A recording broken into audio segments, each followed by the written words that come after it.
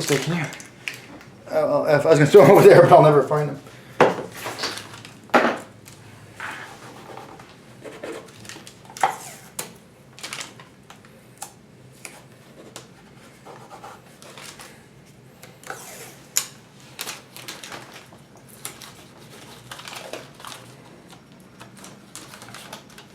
Are you started? Yeah, you should be on. I'm just gonna double check.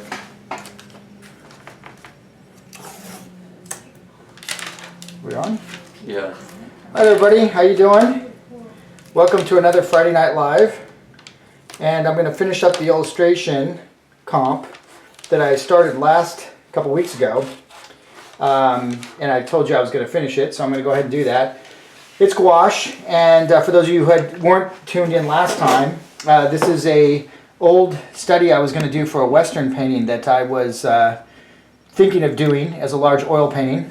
And I decided, I had it laying around and I hadn't done it, and I wanted to do something a little different for you guys, so I thought I would go ahead and paint this up and do it kind of like how I prepare for my larger painting illustrations. You can do this for your fine art or your concept, visual development, whatever it is that you're interested in. So we have 3 Indians coming through. This reference was shot up in the High Sierras by myself years ago, probably 15 years ago, 20 years ago. And it's a really neat kind of meandering waterfall that has a nice S-curve composition leading you back towards the Indians up here on the hillside. And then we have some trees coming down. I've taken some liberties with the sky in order to create the opportunity to put dappled light wherever I want the composition to have emphasis. Because right now it's a very gray day. The reference I'm using is kind of an overcast day. There was no light. So these are the things you'll be dealing with as an illustrator, fine artist, conceptor, visual development, embellishment, invention, taking a piece of reference, hopefully that's yours, and springboarding off of it and making it something magnificent from something mediocre or whatever. You're not always going to have the perfect lighting on your scene. A lot of times you can't wait around for that to happen. I know I can't when I'm hiking, so I kind of deal with what I have, and I work the magic into it. So what we're going to do now is I'm just going to get in there and continue to work around the piece. And what we have right now is the piece fairly well covered. I want to go into this background hillside because there's quite a bit of topography that I have to handle there. And right now it's really just granite. It's kind of gray. There's not a lot of color. There's some pinks and peaches involved in some of the rock, veins that are running through this hillside. And I'm not terribly concerned. I just want to make the hillside back there interesting, but not too interesting, because it's not supposed to be the center of interest. It's just these guys on horseback here, the Indians, want to be the center of interest. So we don't want to make this background too terribly fascinating. So I will dumb down certain areas, drop the values closer together, soften some of the edges to get them to recede a little bit more, and not, again, make a federal case out of it. Just try to keep it real mellow. So I'll be pushing in and out of these tree forms. It's easy to do with gouache versus oil. Oil is so viscous and so pliable and so kind of gooey that to get your hard edges like you do in gouache is just a major effort. And in gouache, the hard edges come almost effortlessly, which is one of the things I always enjoy when I'm switching back over to gouache from oil, is that I can get my hard edges so fast, which is one of the reasons why it's such a fast and good rendering medium, because that ability to layer and to build edges up quickly, whereas in oil sometimes you have to let areas dry, you have to work very strategically. Both are strategic mediums. There is no non-strategic medium, but they all demand different aspects of your skill sets to handle them. The more you become familiar with different mediums, the more you can hopscotch or jump between them and speak fluently many of the different languages visually that you ultimately might want to utilize for your jobs or for something that you're doing. Right now my favorites, again, are oil first, gouache probably second. Charcoal is right up there. So is graphite. So there's 2 of my drawing languages. And then I've got, I'm pretty decent in watercolor because it's very similar to gouache. I can handle acrylic, but it's probably not my favorite, just because of the actual feeling of the paint itself as it goes down. Has never been I just have never really enjoyed it. I'm trying to think of other ones. Pastel I'm decent at. I enjoy pastel. It's a very difficult medium from a logistical standpoint as far as cost, as well as storing them after they're done. It's a little bit difficult, so I don't work in it quite as much as I would like, but that's that's just because of logistics. Casein I've worked in a bit. It's similar to a hybrid between kind of acrylic and gouache, it seems like to me. Again, not one of my staple mediums, but I have used it in unison with other mediums when I'm doing mixed media stuff.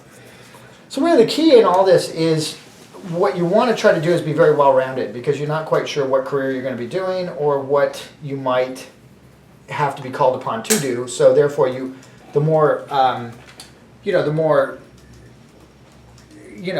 wouldn't say, I guess the more flexible that your skill sets are, the more opportunity you have to move between industries without a lot of collateral damage. And there's nothing worse than some area you're working in drying up and you really don't have the skill sets with which to move into other ones. So you kind of find yourself kind of hung out to dry. So you don't want that to ever happen. But you also can't cover all your bases so much so, which is what I tried to do when I was younger, where you're balancing so many languages and so many things just in case, that you have this kind of overriding fear that you're always about to, your career is always about to either dry up or something's going to change and you're going to have to move on. I spent years just trying to maintain skill sets that were pretty obscure, which has made me a really good teacher, because I can draw upon those to resonate or work with so many different people that have different goals. So that's one thing I do enjoy about my flexibility and my range, I guess, of skill sets, is simply that it makes for very good teaching, and it was kind of a necessity with our atelier, because as I was building the atelier, I had to replace myself with other understudies, and that would sometimes take years to get those people good enough to take the reins on a class or a medium or something. And in the meantime, I was always having to maintain skills, because you can't go into a class and do a bad job no matter what.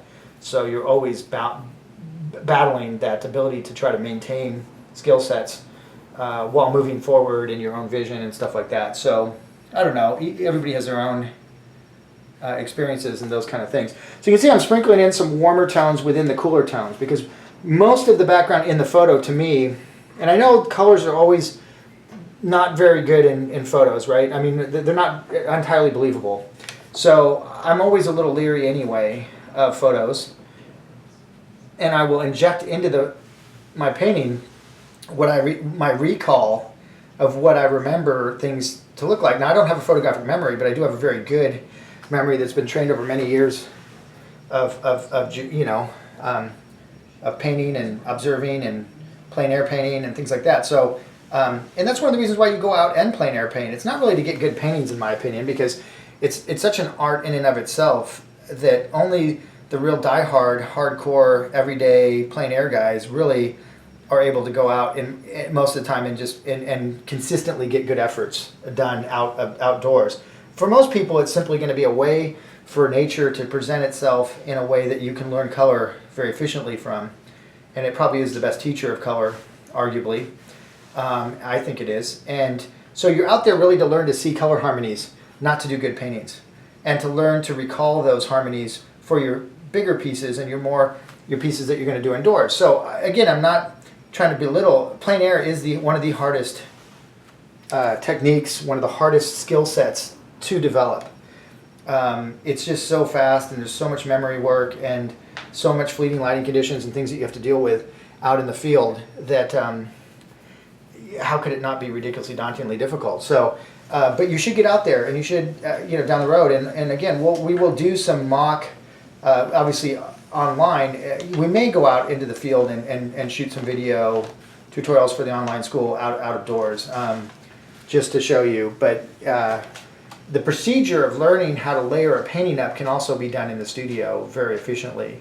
But yeah, outdoors you're going to want to ultimately get out there. And so I'm mostly pulling vertical strokes that are coming downhill with the topography. But occasionally you'll see me switch gears and go against the form, because there are these cuts in the rock, these different kinds of rock that are running veins of different, and again, I'm not a geologist. I know enough about it to be dangerous, but not enough to be able to, sit here and throw out ridiculous amounts of correct verbiage about what's occurring up here in the Sierras. It's probably granite, a lot of it, and mixed with all kinds of other things. So the veins coming through it are going to be lighter in sometimes, and you can kind of just randomly sprinkle them around. You don't. There's no real.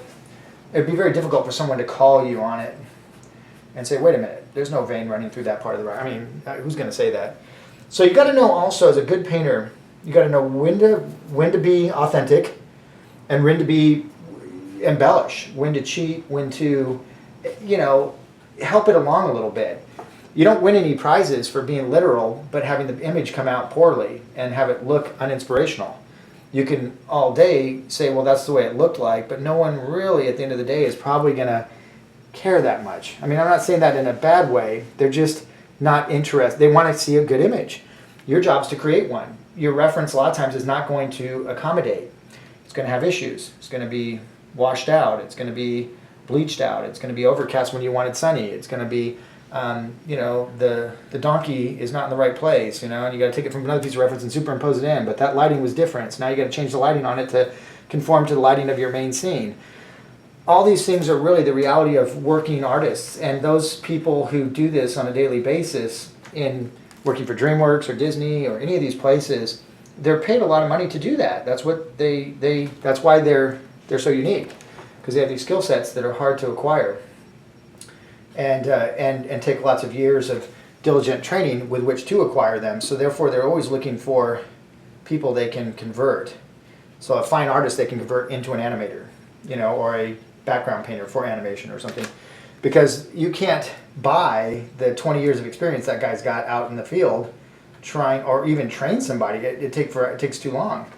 So for a lot of you really want to start incorporating these styles of training and learning and things into your repertoire, so you can open up your range and be more desirable to more people as far as your work ability.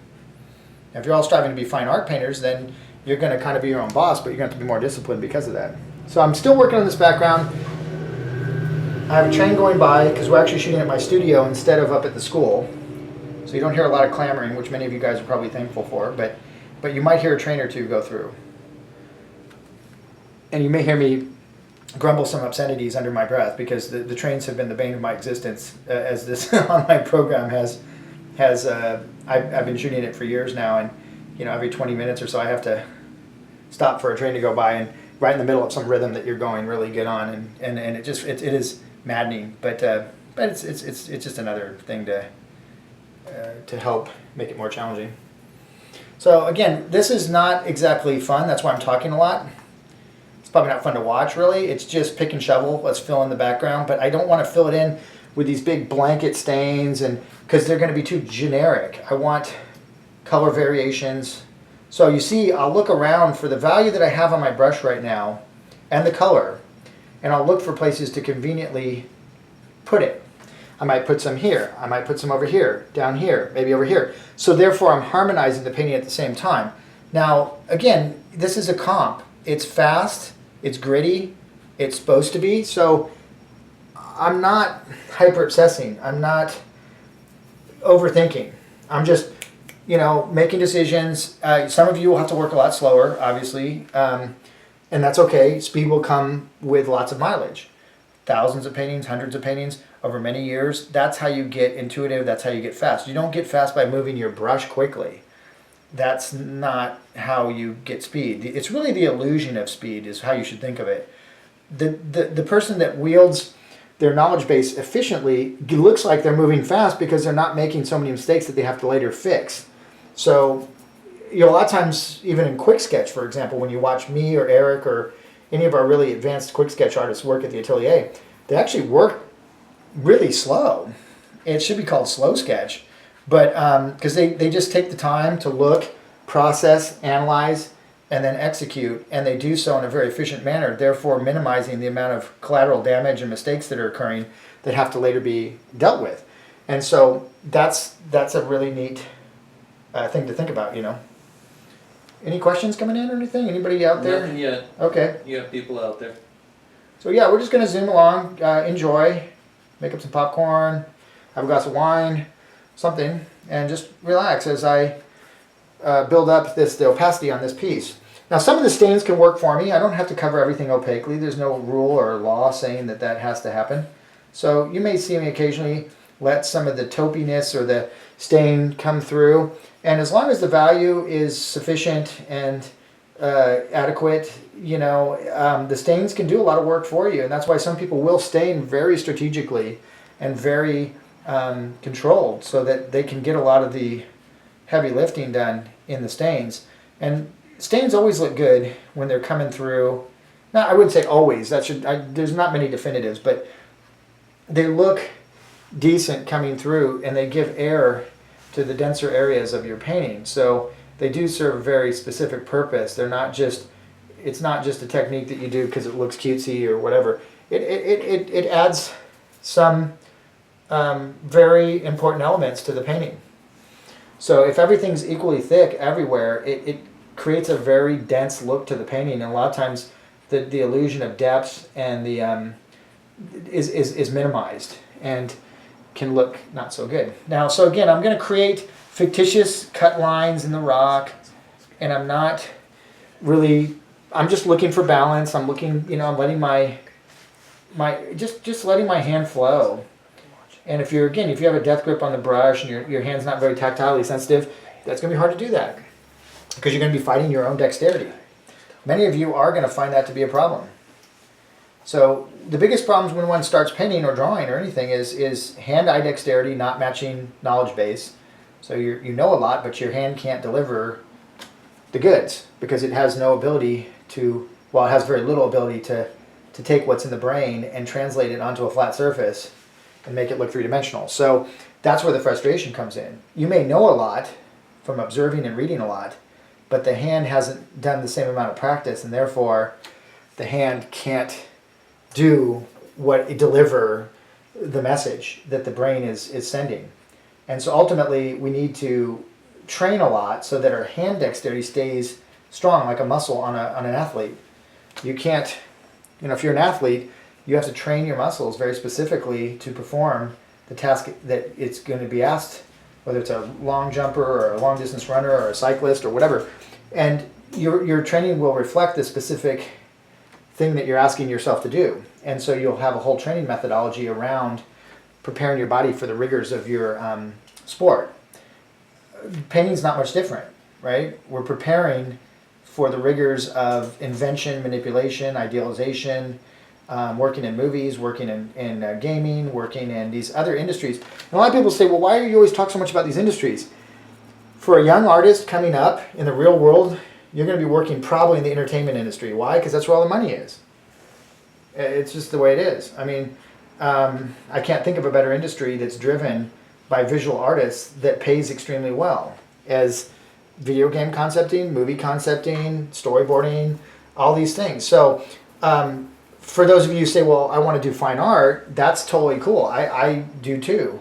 And but I've also had to do those other things while I was trying to become a fine artist.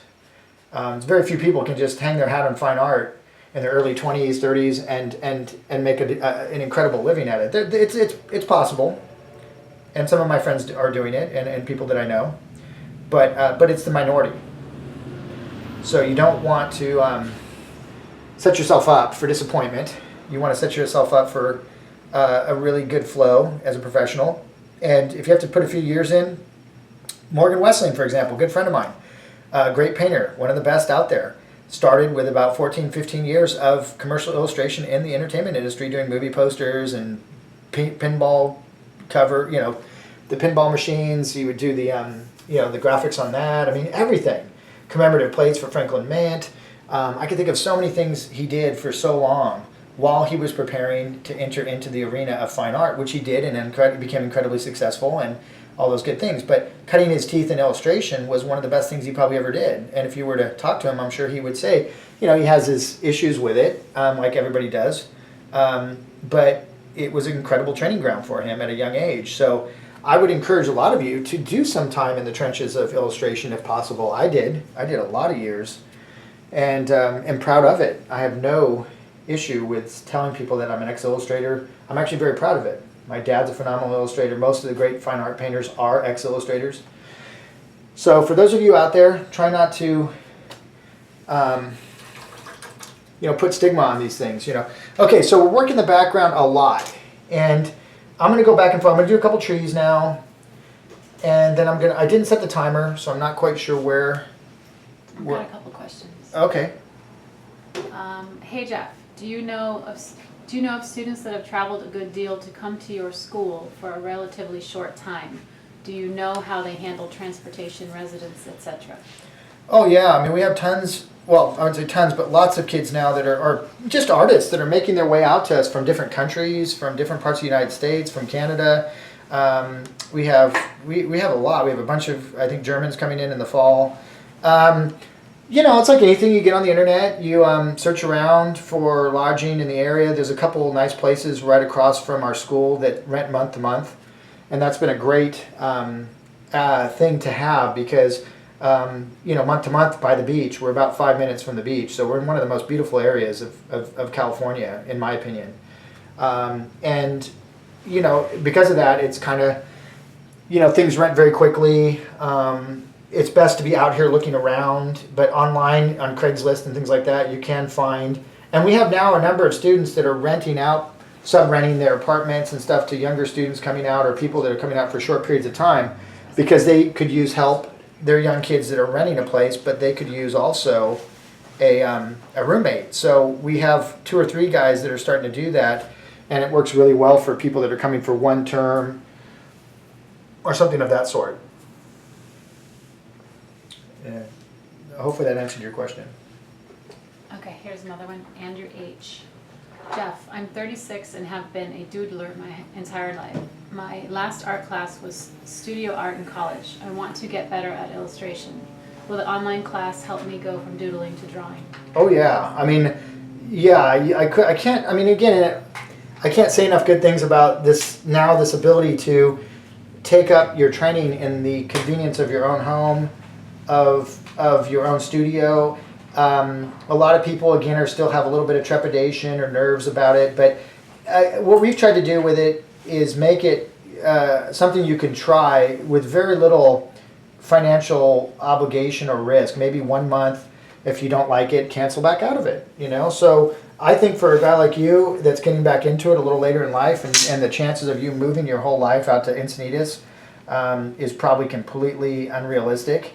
And not going to happen, then that would definitely be the next best thing for you by far. And I stand. I mean, again, the nice thing about it is the proof is in the work. I mean, you could try. You're not selling anything. You try it, and if you don't like it, then it's you cancel out of it, and you're out $100 or something.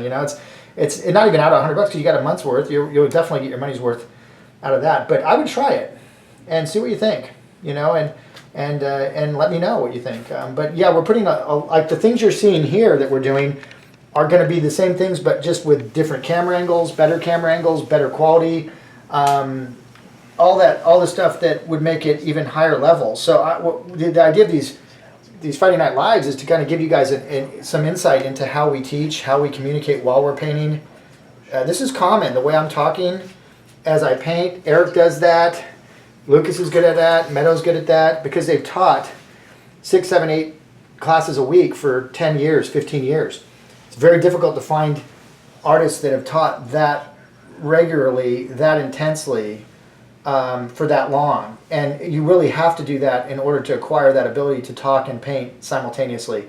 And some people are more geared towards that than others, but it really is something that takes a long time to acquire. So that's one thing I'm most proud of with this program is that everybody's good communicators while they're painting, which makes it so much more entertaining to watch a demo than if someone doesn't talk at all while they're painting. It's a lot harder to sit through. It doesn't matter who's demoing, how good they are. If they can't talk, it's very hard to get through.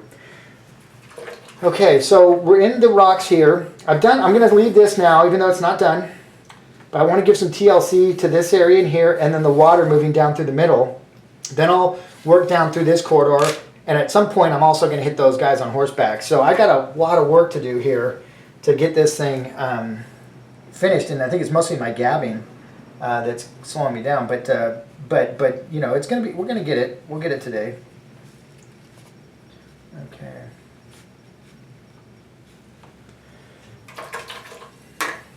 So I start with the stains of the translucency of the water with rocks coming through it. Now I'm looking at the reference. It's not as much rock coming through here, but I'm going to start it a little more densely because it looks a little blown out in there. And I want to give that, you know, a little bit more love in there. Now this is just like straight white, and I'm going to put it on a little bit like oil paint, a little bit out of the element. And I'm going to use my fingerprints to stamp in it to create the illusion of mist and water spraying. I'm going to dry brush as well. When you dry brush, you take the paint with very little water and you go over the surface skimming, and it kind of hits the tooth of the paper and leaves a little shimmery kind of effect, which in oil is a very common, we call it scumbling. There's different names for it, but you can do it with a palette knife, you can do it with the side of your finger, you can do it with brush, bristle, sable, I mean combination. So here, I'm using my expertise and my experience in oil, and I'm forcing gouache to try to do a faux version of it, like a little bit of a false version. Very similar to you guys that are used to digital, where you're trying to get digital to emulate all these mediums, right? You're trying to get it to look like an oil. You're trying to get it to look like a watercolor, but you're using a digital medium, so it's not really watercolor and it's not really oil. It's a faux version. It's a false version. So it's the illusion of those mediums through another medium. And sometimes the more mediums you know, the more you can take a medium and bend it out of its comfort zone and get it to do more than it normally would if you didn't have that experience base with other mediums. There's another argument for learning lots of different things, is because you'll add range to your ability. And that will translate to, again, marketability. It'll translate to efficiency, speed, and at the end of the day, it'll make you'll have more fun doing your work. And isn't that really what it's about? No one wants to go into their job with white knuckle, afraid that they're not going to be able to execute, and just living on pins and needles while they're trying to do this creative process that theoretically is supposed to be kind of a fun career. It's fun when you're really good. And so you want to get really good. I mean, that's the key. Now, how you do that is up to you, you know, and that's where a lot of you are kind of in that range now where you're looking for options, and there are a lot of options out there. So you have to be very well educated, or you have to follow your instincts a lot. You have to trust, because a lot of the, like if you were to come to our atelier and you didn't know the value of an atelier and you didn't understand certain things, you would laugh because it's a tiny little place. It's not fancy. It's not a big bridge spanning a chasm like Art Center or something. It's a little hole in the wall where a lot of intense people that are seeking this kind of training go to. And that's really, I think, the future of education in art, is those little holes in the walls are going to produce the best painters of our generation. I would put money on it, because I'm already seeing that happening, and the trend is not going to stop now that it's gotten rejuvenated through all these different people that are training in these methods now. So I'm really excited about the future for all of you guys. You're in a very good position. Any other? We've got a couple more. Okay. Watercolor 7. Hi Jeff, thanks for offering the online atelier. I am traditional fine artist considering getting into concept art.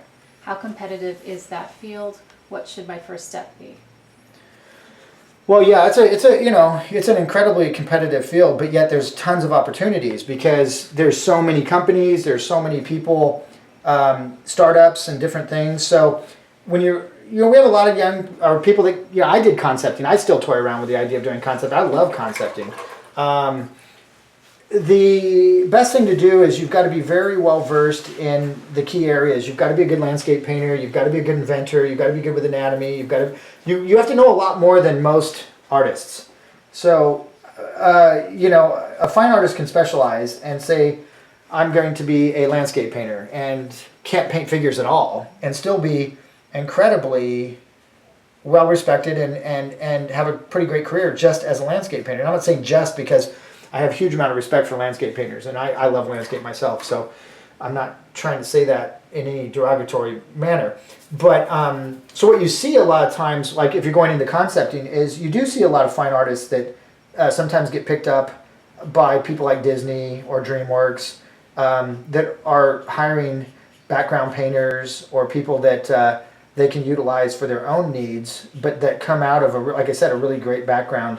And when I actually pitched to work for DreamWorks when I was younger and got offered visual development for those guys, back when Nathan Falks was going to be working, he still works there, but back when he was hired, I think I was going to probably be hired at about the same time.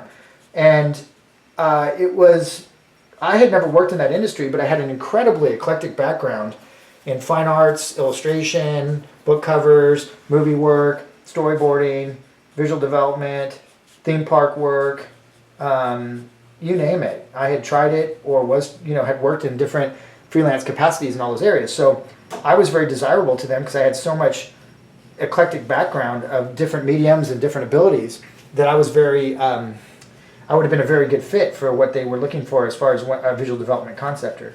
So I would say for you, I don't know your skill sets. I don't know what kind of proficiency level you have in these different areas. So that would be the first thing, is to kind of determine how good are you at figure invention, how intuitive is your knowledge base of anatomy, how are all those things stacking up, and so you'd want to take a look at that first and be honest with yourself, or have someone really that doesn't pull any punches look at your stuff and say, hey, this needs work, you need to definitely pull it up over here. But a lot of stuff in concept, you're never really quite sure what you're going to be working on, and that's why you have to know so much, because the themes of the different games or the different movies you might be working on can vary so greatly, which is, there's the train, so greatly from project to project, that you don't really have time to ramp up on every.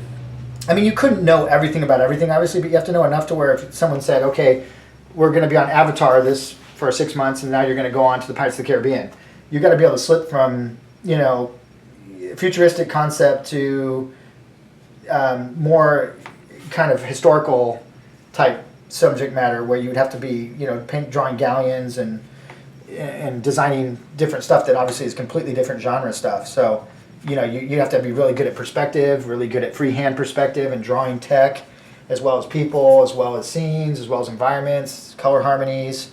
So yeah, you got to be incredibly skilled. But that's why those guys get paid so much. I mean, it really is. They're incredibly skilled people, and a lot of times more skilled than a lot of fine artists. I mean, way more, in my opinion. And I know I know so many of them. A lot of my friends and some of our teachers are incredible painters, man. I mean, like Eric and Lucas and these guys. I mean, it's just really phenomenal. Yeah.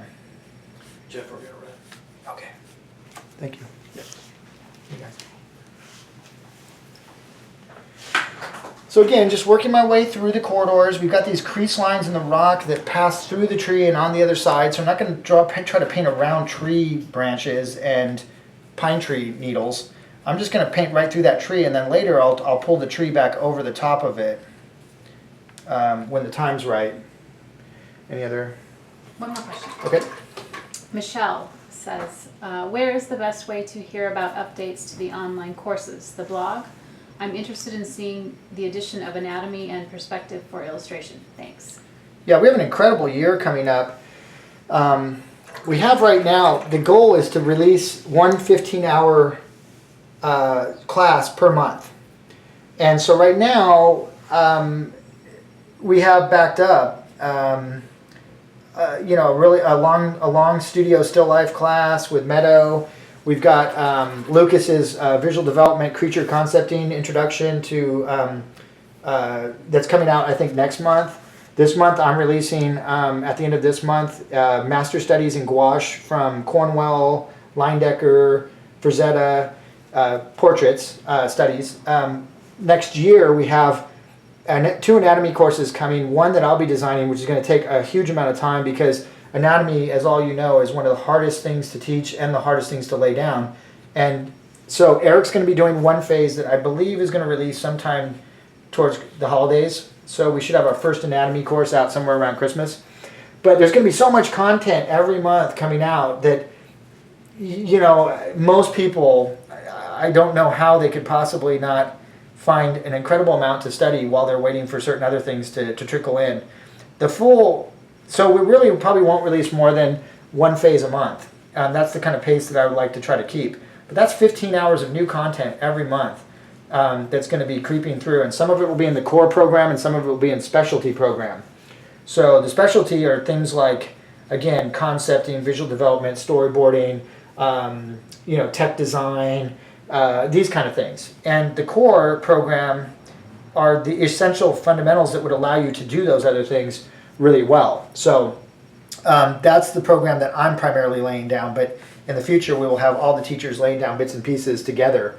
So it'll be a little bit more variety in those classes coming in the next phase, which is kind of cool, where Eric will do a 3-hour figure drawing, I'll do 2 3-hour figure drawings, Lucas will come in and do a 3-hour figure drawing. So you get to see everybody's perspective on that course. So that's going to start happening as well. So, but perspective, next year we'll have 2 perspective courses planned.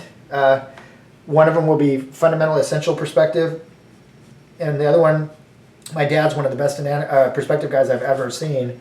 Spent 20 some years doing architectural rendering and tech painting, tech drawing, stuff in the Smithsonian. He's crazy good with tech.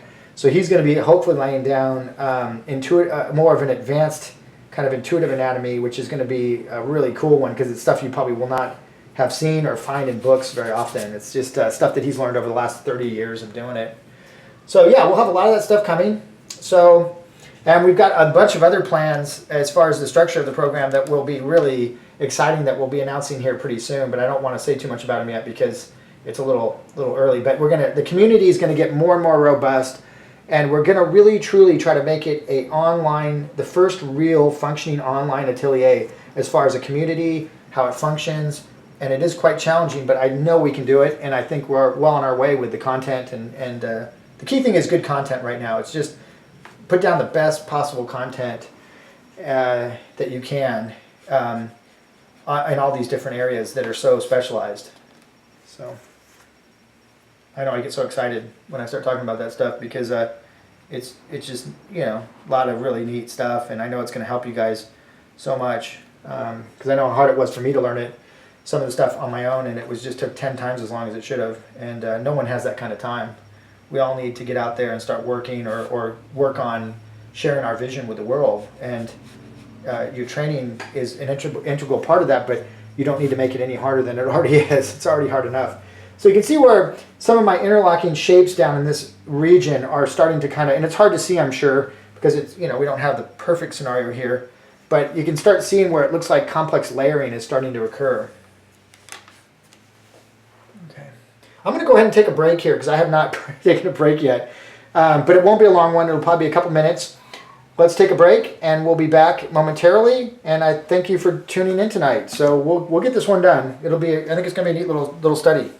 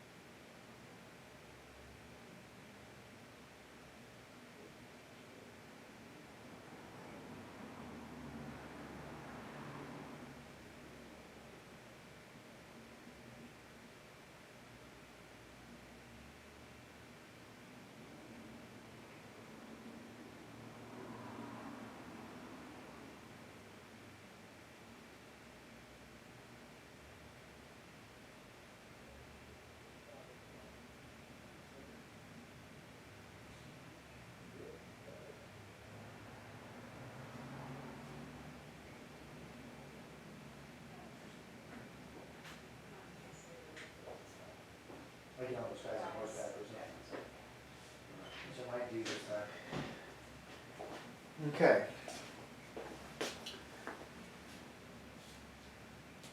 Okay, so there's a couple questions, quite a few have come through. Just one more since. Okay. Alrighty. Alright, everybody, coming back. Okay, so I'm going to continue to talk and continue to ask questions if you would like. But I'm going to slow down a little bit on the talking every once in a while. And I always say that. Whether or not that actually happens will remain to be seen. But Do you want to ask me for questions, or do you want me to just blurt them you just put them out. No big deal. out? Okay, I've got one. Gail Franklin. Jeff, I'm interested in how you combine 2 or 3 photos into one painting when each photo has different light source. What type of class training would deal with this issue? That's one of the toughest things to learn how to do, I'll tell you.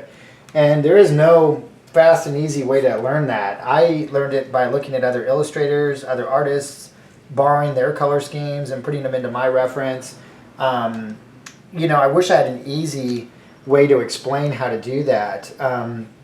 One has to know a lot about how light works on form so that you can believably look for you want to find a piece of reference that's your key reference. So one of the references has to dominate. Usually I'll find a piece of reference or one, hopefully one that I shot myself, ideally. And with that becomes the conforming light source for all the other references. And when I look at other references, I have to ask myself, where is the light source coming on that reference? And if it was, find out where the light source is coming from my key reference. And then I have to basically look at the objects that are on the reference that I want to convert to that lighting and know enough about their form, about what I'm doing to cast believable shadows. Are they ever going to be 100% accurate? No. Not in my case, but you only have to fool the viewers, you know. And again, I don't mean that in some kind of like I'm trying to pull the wool over a bunch of people's eyes. It just is what it is. You're trying to do something that doesn't exist, and therefore invention and embellishment has to be a part of that equation. And the better you are at cheating that and making that look real, the better you are at that ability. And you know, if you're a digital painter, then all you guys know, a lot of photo bashing, a lot of taking other photos and painting on top of them and using those key photos as your color key or whatever you do, you're doing the same thing. You're just basically, you know, finding reference, manipulating it, and turning it into your own, and ultimately disguising it enough to so nobody really knows where you got it. And illustrators are notorious for those kind of skill sets. And you know, so when you're taking multiple pieces of reference, you want to have your key reference, and whether that's some reference you found in some obscure magazine from 50 years ago, 100 years ago, or I mean, you know, turn to the same. I find all kinds of weird stuff sometimes and use it, but like my dad used to say, you can steal the buttons off the shirt, just don't take the shirt. So you can take bits and pieces of reference, but you want to make them your own, so that you don't end up getting in trouble for, you know, utilizing somebody else's photo reference. But almost any good artist I know utilizes references not theirs periodically. The best artists use majority of their own, and that's what I found. It took me years in fine art to pull it off because I had to get on my photo reference. And so the first big hurdle you have is you have to get good. The second hurdle is you have to get your own reference. And to get reference, you have to travel, you have to spend money, time, and you have to go out into the world and retrieve your ideas. And that is sometimes harder than actually learning how to paint. So I happen to like to travel, and I like adventure, and I like that aspect of art. So that was one of the reasons why I actually went into fine art in the first place, was so that I could live where I want to live, paint what I want to paint, and make a decent living doing it. And that was my goal ever since I entered art school. And I'm still pursuing that goal. And I'm closer than I was, but it's been a never-ending challenge for me, and it's been a wonderful challenge. It's not like, oh, poor me. A lot of people think, oh, you get to travel around the world and have fun. And it's not. No, you get to go work, but at least you get to work in a cool your office. The world's your office, but you still have to get out there, and you've got to get the reference, and you've got to retrieve it, and you've got to go to places, and you've got to get the good lighting and try to position yourself in good places So it is a fair amount of work to that. The key is that if you like it, then it's not really work. It's still hard. So I tell people, I go, yeah, it sounds very romantic, but try it sometime. It's going out and getting up early and you'll come into, maybe you're on some camping trip with a bunch of people and you come into camp and all of a sudden the lighting's getting good. Everybody else is going to stop and have a beer or glass of wine, and you're going to grab your camera, jump on the trail, scamper back up the hillsides, and try to find that perfect angle to get your photo reference to turn into a painting down the road. So you really, it's not like, oh, I'm just going to lounge around. It's like, no, man, there's a certain time of the day when that's your time to get your reference, and you got to make it happen during that time. And if you like that, then that's kind of a cool way to build into your career. So I've kind of got a little bit off track there with a question about splicing reference together, but... There's a follow-up. Okay. Saying, Gail Franklin. There you go. Does the Indian and horse photo have a different light source than your scenery photo? Or do you strive to find photos with similar light sources so your shadow patterns are established? I mean, ideally, yeah, it'd be nice to find reference that is in the ballpark of what you want, but most of the time that's probably not going to happen because, deadlines are looming, paintings need to get done.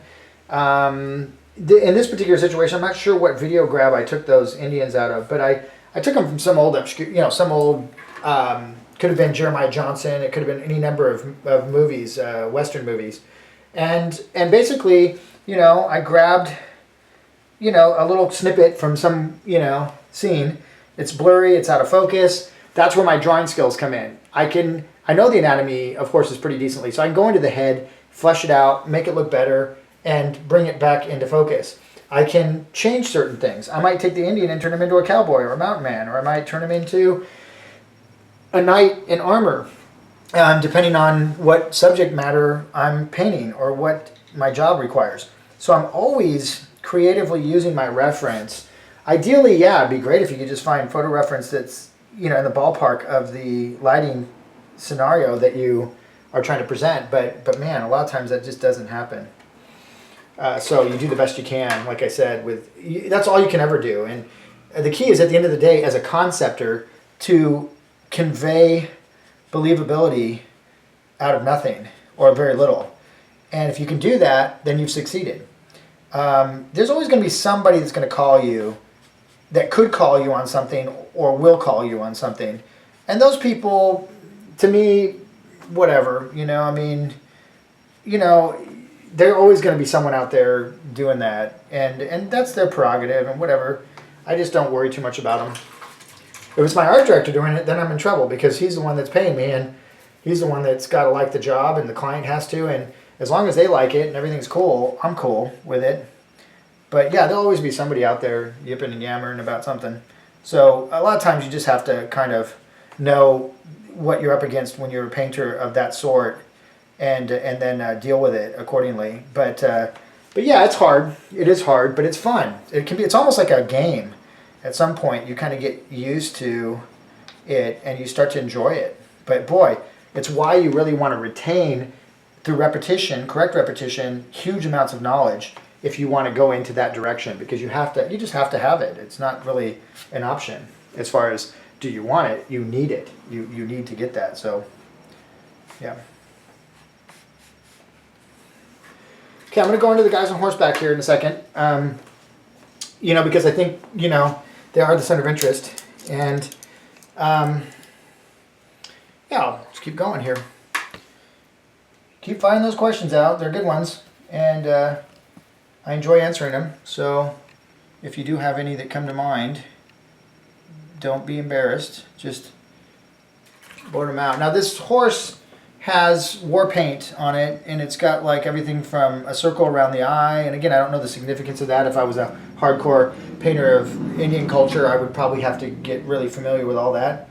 But if it was an illustration or something, I could take some liberties. Most of the time, you're not going to, again, there's, the guys that really at the top of their game in the Indian fields are going to be people like Howard Turpnine, and these are guys that have spent their whole life studying the culture, and they're very diehard, and they deserve the success that they have because they're extremely due diligent in their preparation, and Tom Lovell was like that. I mean, if you look at any of the old classic guys that do Western art, they like historical stuff, you know, they're into historical accuracy, they're into researching it. And so if you're not into that, then it's probably not an industry you would really want to pursue. So you have to ask yourself, are you capable? I mean, you might, I'm a really good painter, but when it comes to researching that stuff, if it's not in my heart to do it and I don't like it, then it doesn't matter how good of a painter I am. It's not going to benefit me to paint stuff that makes me miserable, or it's a lot out of my wheelhouse as far as my interest in researching and stuff. And I've put on those caps sometimes, and I've kind of gone down those paths thinking that might be me. And a lot of times I have to, at some point, come to the conclusion that no, that's not me, and that I need to regroup and go back to painting the things that are real to me and that are truthful to me. And that's one of the hardest things as a painter, is to really be honest with yourself and paint things that move you. My dad said always put stuff in your portfolio that you want to do, because that, you know, don't put anything in your portfolio that you don't want to do, because that's what you're going to end up doing. So, you know, and I've gone through, again, I've, you know, done so many phases, and some have been really sobering, you know, because I didn't listen to myself. I went against my better judgment and ended up ruining the day that I did that, you know. But those are valuable lessons as well. So, you know, you don't want to get down on yourself. Just, that's part of the evolution of a painter, is to explore. And it doesn't come with a guidebook. No one says this is how you're going to paint. You might be a passionate painter, but you may spend your whole life, like me, trying to find my own personal voice and language. And it takes an incredible amount of courage, an incredible amount of authenticity. It's never-ending challenge to be honest with yourself and be authentic. And it's a very worthwhile fight. So I call it fighting the good fight, you know. But it's not, you can't phone it in, and it's very sobering. So for a lot of you, it's one of the funnest things you'll ever try to. I mean, it's so meaningful and so enriching that it really will feed your soul. But it doesn't mean that you're not going to occasionally lose yourself in it, or all those kind of other good things that you have to think about. So, but I don't have to really talk too much about that, because life will kind of happen and you guys will experience this stuff on your own. So the head here is pretty small. It's like a little doll head, and I don't want to get in there. It's got some war paint on and stuff, and I don't want to get in there and make a federal case out of it. I'm not hyper concerned about warms and cools. I'm not freaking out, and I'm looking at the harmonies that are being created right in front of me, and I'm saying I like the way it looks.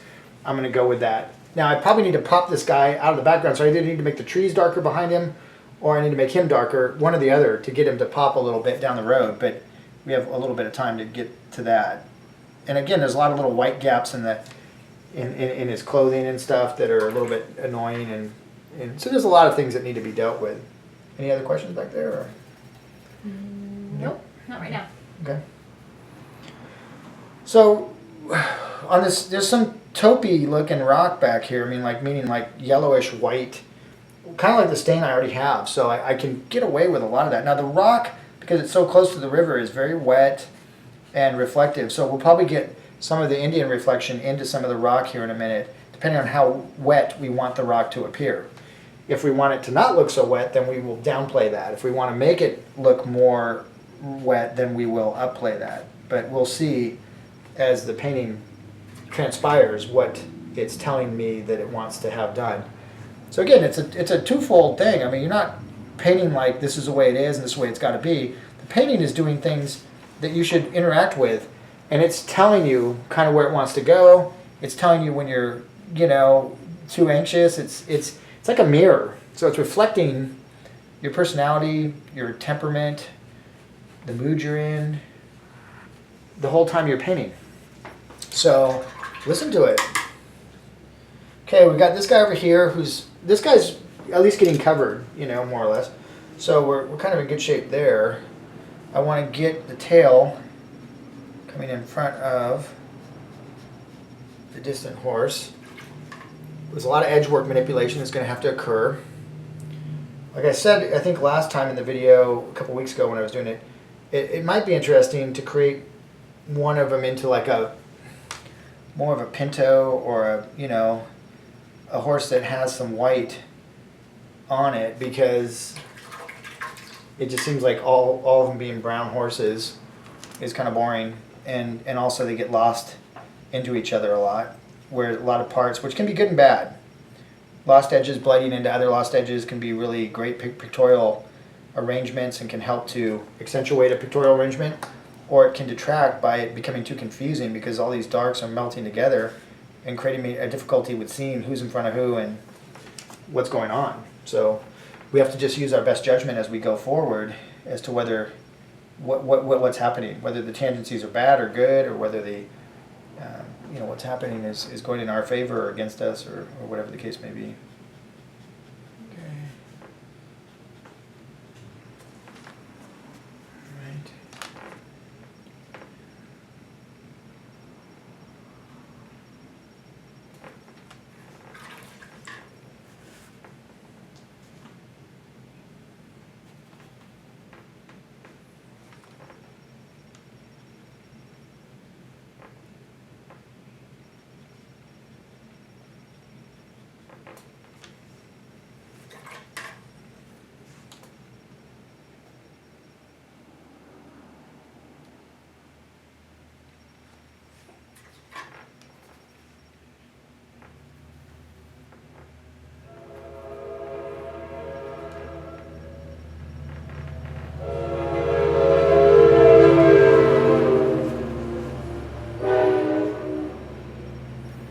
So the reference on this guy back here, our light source is kind of coming right now very ambiguous. I mean, but there's no real lighting on this scene. It's like there's no cast shadows, really. It's an ambiguous flat lit scenario. So, we can kind of make the light source come from almost any angle, and it would be consistent to keep it. Most of these guys are lit in the same scene because they were taken from the same scene, and so I think I'm going to leave the lighting on them the way it is, and then let the landscape conform to the guys on horseback if need be, rather than the other way around, because of the ambiguity, the ambiguous aspect of the actual landscape reference itself. Now again, the horse in the back does have white little boots on. I mean, it has white little leggings at the bottom. I mean, it's kind of got this nice. So let me put. Now that's awfully white, and I might want to put a little blue in there. I might want to cool it down a little bit, gray it down a little bit, because it looks kind of odd having it be stark white. Instead, we want to make it look like it's in shadow more or less. I noticed in the photo that it is. So now the guys here have, again, lots of taupey looking, skins on leather, and kind of draped down here. Periodically I want to change the temperature and the look of that just to keep variety. There's also areas that are going into shadow. There's fringe. There's just a plethora of little oddities in these people's costumes. So, or their outfits. So I'm kind of going in and just having some fun with them.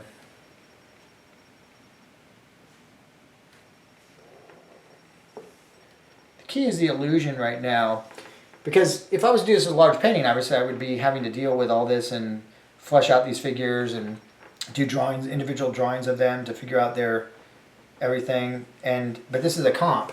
So what I want is the indication or the illusion of complexity, not actually taking inventory of every little piece of fringe, every little brooch, every little, all these accoutrements. I want it to look like I'm doing that.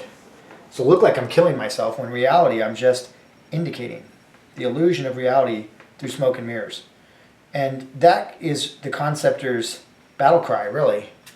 A conceptor is best when they're indicating the illusion of reality, not because a lot of what they have, again, and what they're creating doesn't exist. So to try to paint it realistically would mean that you'd have to industrial design it to the point where it actually work and all this stuff. And you just want to make it look like it would work, not actually have to be built and function and all that. So you want to kind of get good at the skill of indication.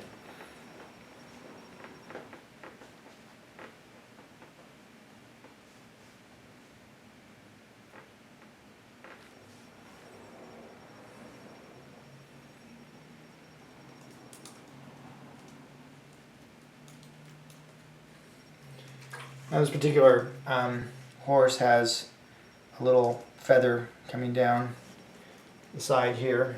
So I'm gonna, but it's in shadow, so I'm kind of mixing some white with a little bit of black and blue to create the illusion of a darker little indication there. The head really literally wants to be painted like light dark, and the skin tone is going to be a little more olive, obviously, warmer complexion, a little bit more red in it, and but we just want to kind of again have some eye sockets. Think James Reynolds. James Reynolds was a great Hollywood matte painter that later converted into being a Western, very, very well-renowned Western painter. And he's very impressionistic with his way that he painted Indians, and he indicated their heads, and they always looked like there was almost nothing there. It was like a socket, a shadow under the nose, and the head was just really cryptic, but so cool and so powerful. But there was nothing even really there on close inspection. And so he'd be a great one to look at, again, James Reynolds, for what I'm talking about as far as head indication.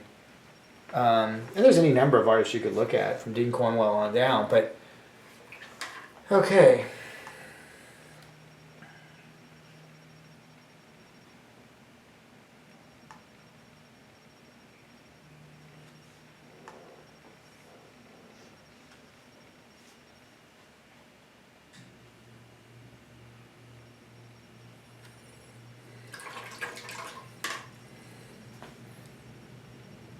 Do a little bit of blending as we go. It's not, evil. If you've gone through any of the online stuff, yeah, occasionally, again, if you're in the tiling or the gouache painting, portrait and stuff, we're doing very specific lessons there and painting in a very specific manner because of what we're trying to educate you to do with tiling. But in a situation like this, all bets are off. We're not doing it that anally, that carefully. We're actually working in a quite different manner than we do in the phase 1, phase 2 gouache painting that you may have already ventured into online if you're in that program.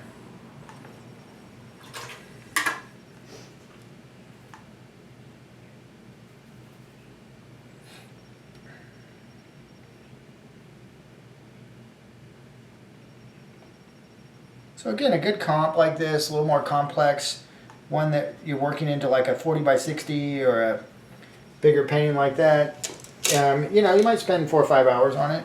If I wasn't talking and I was just here painting and lounging, I'd probably get it done in, a good 3 or 4 hours if I had to, or if I really was hammering it.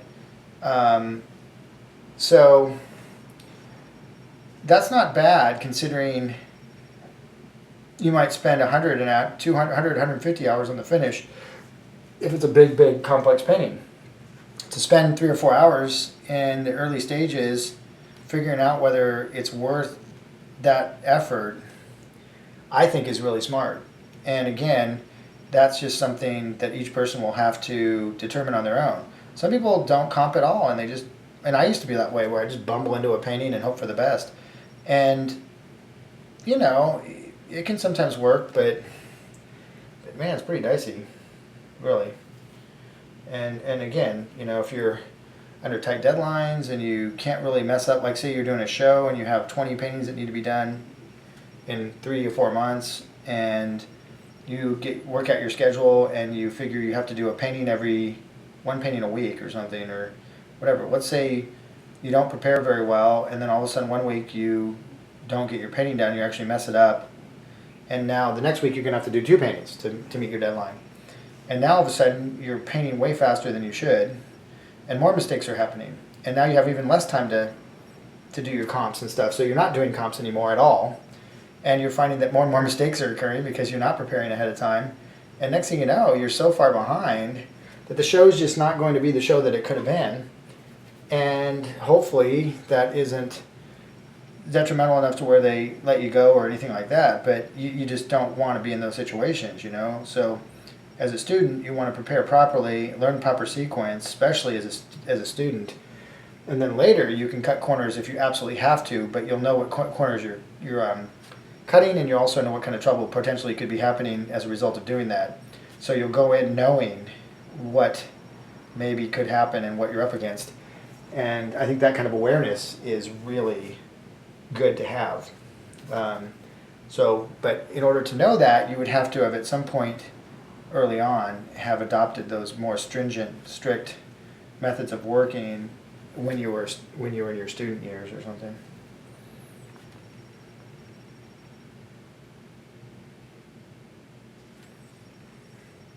In student years, you could be 80 and be in your student years. It's not a matter of, oh yeah, I was a student once, so those were my student years. You're always a student. You always should be a student. So if some of you are thinking out there, oh, well, yeah, but I'm like 50 years old and I've already been through different kinds of schooling, and he keeps talking about the student years, and for some reason you think that that doesn't apply to you, it's a completely different, unless you've been painting for the last 30 years, you're starting over in painting and you want to be a student again, or you need to be one while you're learning your craft. Okay, so we got the Indians kind of in, and that took a while. And so now, again, I want to ask myself, do I want to darken some of the parts of the trees behind in order to push and pull some of these guys, you know, like, again, I have like layers of trees that need to occur back here where I want. Right now I just have like a bunch of stuff going on, but I might want to pull a little dark spot there in order to, you know, help silhouette him. And again, I'm just mixing some you know, I have some sap green, some olive green, putting a little bit of burnt sienna with it to even darken it up a little bit more and also warm it up a little bit more. So these are the dark aspects of this pine tree that exists behind him. And up until this point, we really haven't had much going on back there. We just had a light stain of green that was put in early on in the painting. And now we want to ask ourselves, do we want to push or pull, or how do we want these background trees to interact with the foreground figures? Do we want them to silhouette them? Do we want to put a dark against a light against a dark? Do we want to lose a dark into a dark? Vice versa, with light into light? These are all options. We don't have to be literal with the reference. No one's holding a gun to my head and saying you have to paint that thing exactly the way it looks or else. So, I mean, I can use my own creativity, my own personal whims as to, you know, how and what I want to do with that. Again, gripping the brush pretty hard because I'm beating the paint into submission a little bit in gouache. That's just the way gouache kind of works. It's very odd that way, but now this tree, okay, so I'm going to jump around a little bit. I'm still going to be in this area, but I'm kind of going in now and trying to get who's in front of who, what tree is in front of which other tree. And again, sometimes I might want to just smash my brush so I get more abstract ability to get chaotic illusion of pine needles. And if I'm trying to paint those like paint needles, like paint by numbers or something, I'm going to be hurting. It's going to be really a tough uphill battle. So scrubbing, having old brushes that normally people would throw away, use those brushes for aggressive things like that. You know, and so I'm going to go down now. So we've got these guys kind of in. They're not done. I need another pass with them. I'm going to go down into this area here. I'm going to pull out the airbrush in a little bit, and I'm going to get into some airbrushing as well as we start pulling this thing up to a crescendo. Because now what time is it anyway? What are we working with here? 10 after 8. Okay, so we have 10 after 8. 9, 10. So we should be fine. The key right now is just, again, trying to really keep bringing the whole thing up. Try not to hyper obsess about any one area. It's too early to do that yet, but we will start to lock down. Areas that were the first ones to be laid in will later be revisited for their finishing passes. The center of interest will be saved, you know, which is these guys, to really, at the very end, to really kick them up a notch or two. We might have to cast some light across this area and darken down these other areas here a little bit in order to get that to ultimately to work.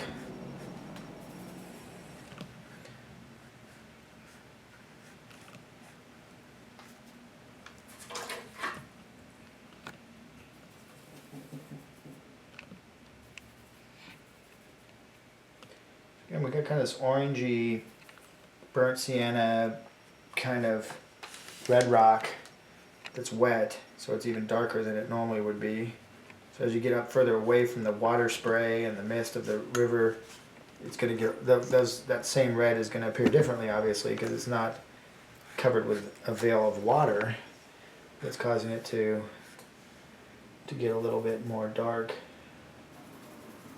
There's greens in there. I mean, there's all kinds of abstract colors that can be slipped into some of these rock formations. I dip a little bit in the water, not enough to make it too milky. That's probably a little too much. So I'll absorb some other paint with it, see kind of what happens. We'll come down here, and I'm using a little bit bigger flat now. And I'll just do a combination of dry brush, up on the tip, down on the side, with and against the form. The whole time, just trying to relax, keep my wits about me. You hear me use that term a lot. But man, painting is such a cerebral process that if you lose your cool, you can really get in a downward spiral that's kind of hard to recuperate from sometimes. So I'm always trying to just take a deep breath, relax, try to use, all that training is for confidence. Something to rely on, something to hang your hat on when you're in these clutch situations. Demoing is a bear. Man, it's tough. And you want to be prepared mentally for it and skill-wise for it. So, I mean, I'm sure many of you out there have tried it or do it. I mean, it's hard to put your credibility, your money where your mouth is, pretty much. But it's fun. It's really, at the end of the day, it's a very exciting thing to do. I liken it to stage acting versus maybe movie acting or something where you're kind of right in there, and when you mess up, everybody sees you mess up and knows it. And when you do good, everybody knows it. And so it's the real deal. And I think if you were a real actor, the funnest acting would be on Broadway, or would be somewhere where the roar of the crowd or the people actually interact with you as your performance is occurring. Not, posing in front of a blue screen or green screen or whatever, and pretend like there's a T-Rex coming at you and act scared. And then you retake 62 takes of it in order to try to get it right. That doesn't seem like, it'd be as fun to me. So again, there's little shelves, and I'm kind of pulling down against with the directional flow of maybe a piece of slate or something that has slipped off the edge into the water, a piece that has peeled off or fall off over the millennia. So weird in geology, you're talking about millions of years, or it's just amazing to even try to wrap your head around how long some of this stuff has been around, being affected by weather and water and glaciers, and it's just cool. So again, I'm going between taupey greens and, taupey, which is kind of more of a yellowish, kind of color, versus adding a little green to that so that that color has more of a coolness to it or a warmness to it, depending on how I want to bend it, depending on what's happening around it, what the other colors are dictating. Still no questions? Everybody quiet out there? There's a comment from Gabor. Hi everyone. Jeff, thanks for doing this. These streams are very influential to me. Awesome. Well, I'm so happy to hear that. A lot of times when you do this stuff, you don't know how it's going to be received. Usually you hope that for the best, and I've been very, fortunate to have good teachers that have done lots of cool things for me over the years. So, I think one of the key things is passing or giving back for the good fortune you've had in your life, and the lucky breaks, and the going to the school I went to and getting trained in this manner was the best thing that ever happened to me. And it's highly unlikely I'd be sitting here talking to you had I not taken that opportunity and gone to that school and had parents that were receptive and cool with me doing that, and having teachers that cared when I got there. And there's just a whole slew of people responsible for me being able to do what I love for a living. And so, I really have always felt strongly about giving back in that capacity, and I enjoy it. So You know, I'm not, a lot of it, I get so much out of it that sometimes I have to pinch myself, you know, to say, you know, that when other people are also getting stuff out of it, it's kind of a win-win, and I really, it's hard to find that sometimes, that those win-win situations where everybody benefits equally. So yeah, thanks for the, you know, thank you for acknowledging that, and I appreciate it. Here's another one. Watercolor is 7. Hey Jeff, thanks for your great answers. What computer programs are most prevalent in concept art? Will you offer these in the online classes soon? You know, I'm not a big fan of teaching. You know, we're so traditional, and it's one of the things that makes us so special and unique, is that we really don't teach a lot of digital. And the only reason being is I have no fundamental issue with it. I think it's one of the best mediums that's ever been designed or come around for artists. But it is easier to learn in many ways than painting is, because of the applications and the way that they are structured. They're just easier to pick up. The tactile sensitivity of traditional painting, the damaging the surfaces and not being able to undo it, all these things require a little bit more discipline. They seem to require more layering ability and tactile sensitivity. I think digital will obviously get there. It may be 10, 15 years off or something. Maybe faster, I don't know, depending on technology. You never know how fast it's going to duplicate the tactile sensitivity of actually your hand on a canvas or stuff, but it'll get there. And when it gets there, it'll just be another medium that you use along with all these other ones. But Photoshop is probably one of your best bets for, you know, getting proficient at painting in a digital way. You've got ZBrush, and you've got, you know, Illustrator and all these other great applications as well. But most of my friends use, that are digital painters, use Photoshop and prefer it. I think that's probably your best bet. As far as picking up Photoshop, there's lots of great tutorials online.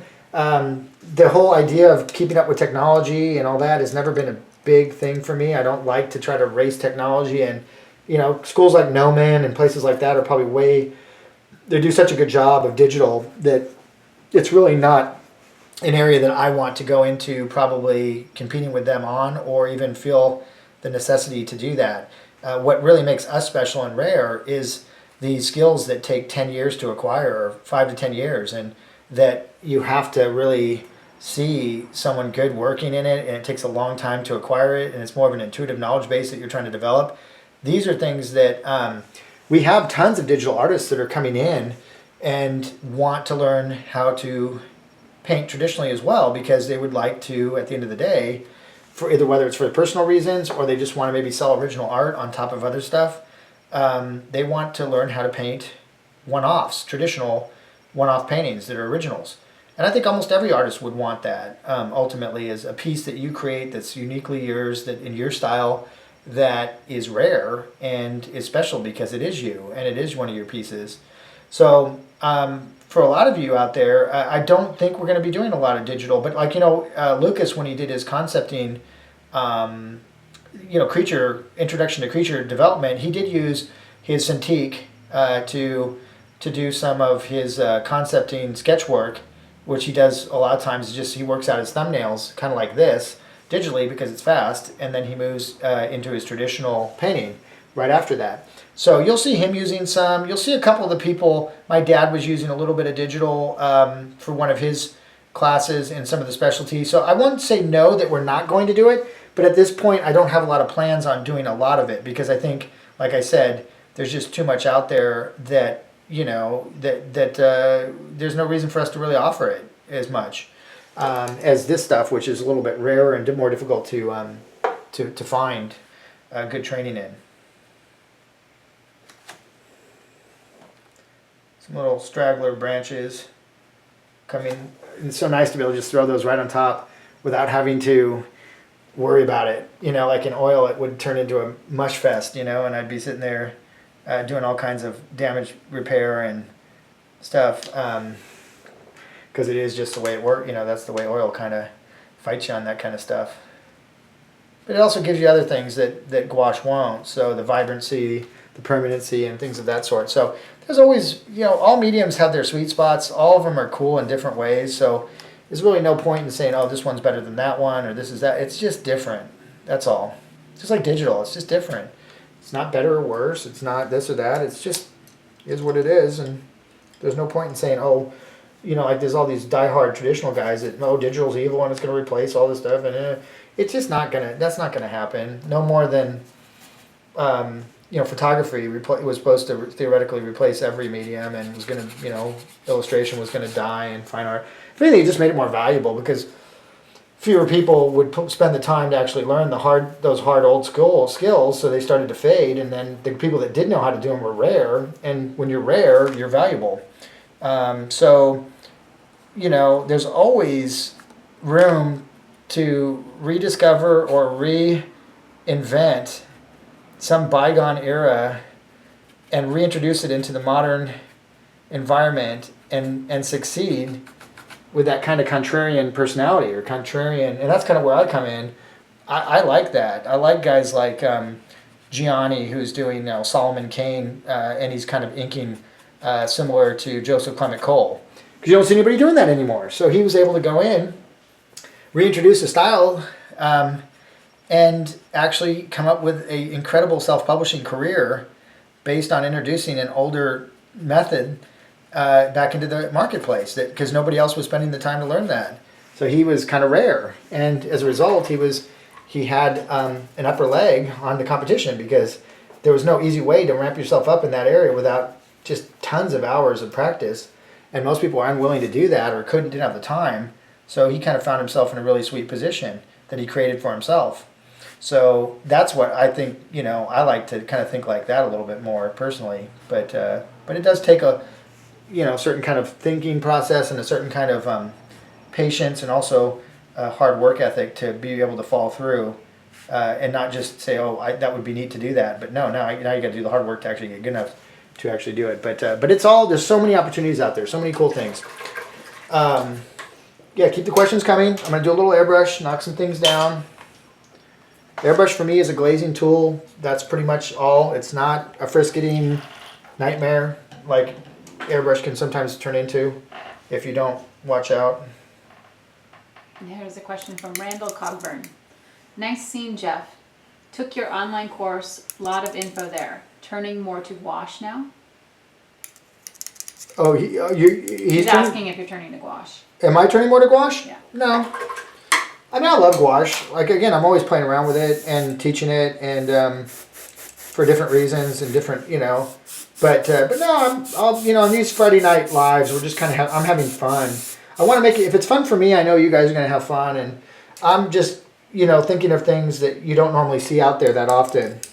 You know, techniques, like I'll do some inking techniques down the road, and some brush inking, quill inking, Joseph Clement Cole, Frazetta, Wrightson kind of stuff, and that's another kind of dead language that I think is phenomenal. And again, a lot of these things are used now for training tools. They're training your eye and your hand, and they're used for that instead of using them to actually make your living as your base, maybe medium. Instead, you're using them as training tools so that you can carry it back into your digital, you can carry it back into your oil. Inking will make you a far superior dexterity than oil painting would. So if you want to get a superior dexterity and you want to be an oil painter, try inking, try sculpting. You got to think outside the box a little bit. You don't want to go in and you know, sometimes doing the thing you want to do is not what needs to be done. It's doing other things, bringing it back in, and then you have something unique to work with. So right now what I'm doing is I'm knocking down the corners because they're a little too light, and I want this to lay down, I want this to lay down, and I want this to pop. So I'm glazing areas down so that I can do that with a water glaze. There's other techniques for doing it, but it would just take me 10 times as long. For demo, you guys would fall asleep, and I still wouldn't get the result that I wanted. So at the end of the day, no one would be happy. And so to use some tools like this sometimes is not a bad call. You know, it's not cheating. There's no cheating. At the end of the day, if it looks good, it looks good. I don't care if you put it on with your foot, your nose, you threw it on with a sponge. I mean, you know, I'm not diehard, you know, elitist, you know, gotta be watercolor with no white, you know, because, you know, whatever. I mean, use what you need to use to get the result you need to get. But be respectful. If you're using a projector, know that your drawing skills are going to start to suffer because you're using a cheating device to get your image down. As long as you go back in and do 50 life drawings in between and continue to do that, then that's not going to hurt you. Projector is just for speed. Just get the image down faster than freehanding it and gridding it. And I mean, to sit and grid up a piece if I don't need to, just so that I can say that I can do it, no, I'm not going to be doing that. I mean, I might do it once or twice just to prove that I can, and then after that, I'm going to look for the best solution that I can to get the, to get my job done. And if you're a working professional, that's going to take precedent. Your art director does not care and is not going, they're just going to want the job done on time. So whatever tool you might need to use, you want to have a lot of them at your disposal. A lot of different things that you can utilize if necessary. Okay, so I just knocked that back a little bit. I want to knock this back a little bit too, and then I'll move back on to actual, brush painting. And I know I'm kind of antiquated. I'm like an old dinosaur. It's pretty funny. My dad, being from a different generation, and me growing up in that environment with him, and him being such a good painter, I'm kind of this throwback between my generation and his, and I'm kind of thankful for that.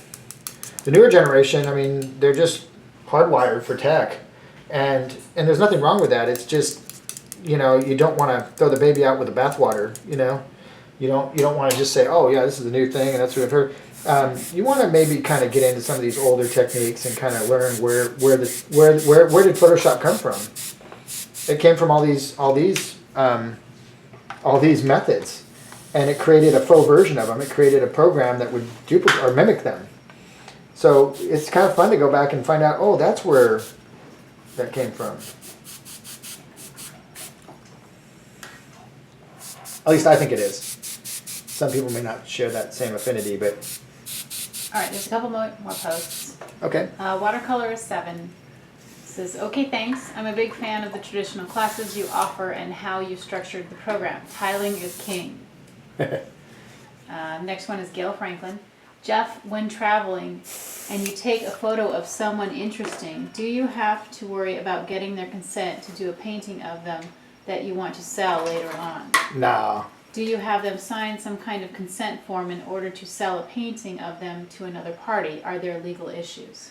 I've never run into a problem with that, and most of I paint so many people. I mean, yeah, if I do a photo shoot with my gardener or something, I mean, sometimes I'll just ask, and it's I believe heads are public domain. I don't think someone could, if you did a derogatory painting of them that hurt their character and created was very malicious, yeah, that's defamation of character, and you're going to get in trouble for being damaging to somebody. But if you're painting a very beautiful painting of some girl you saw in Spain or something in the street, and you took a picture of her at a flower installment, getting flowers in the morning light, and you went and painted that and sold it, nothing's ever going to happen with that. I've never had it be an issue. You could always talk to a lawyer. I use a lot of different copyright lawyers and stuff for the online stuff I have to do and everything. And, I would not worry about that. But if you want to put your mind at peace, just, pay $150 for a good lawyer's time for an hour and go in with about 50 questions and just hammer them out and ask the questions of concerns that you have about things like that. And that would be a better... I can't give you a definitive answer, but I have never had a problem in the 25 years I've been painting people that I've, just people. No, I've never had an issue,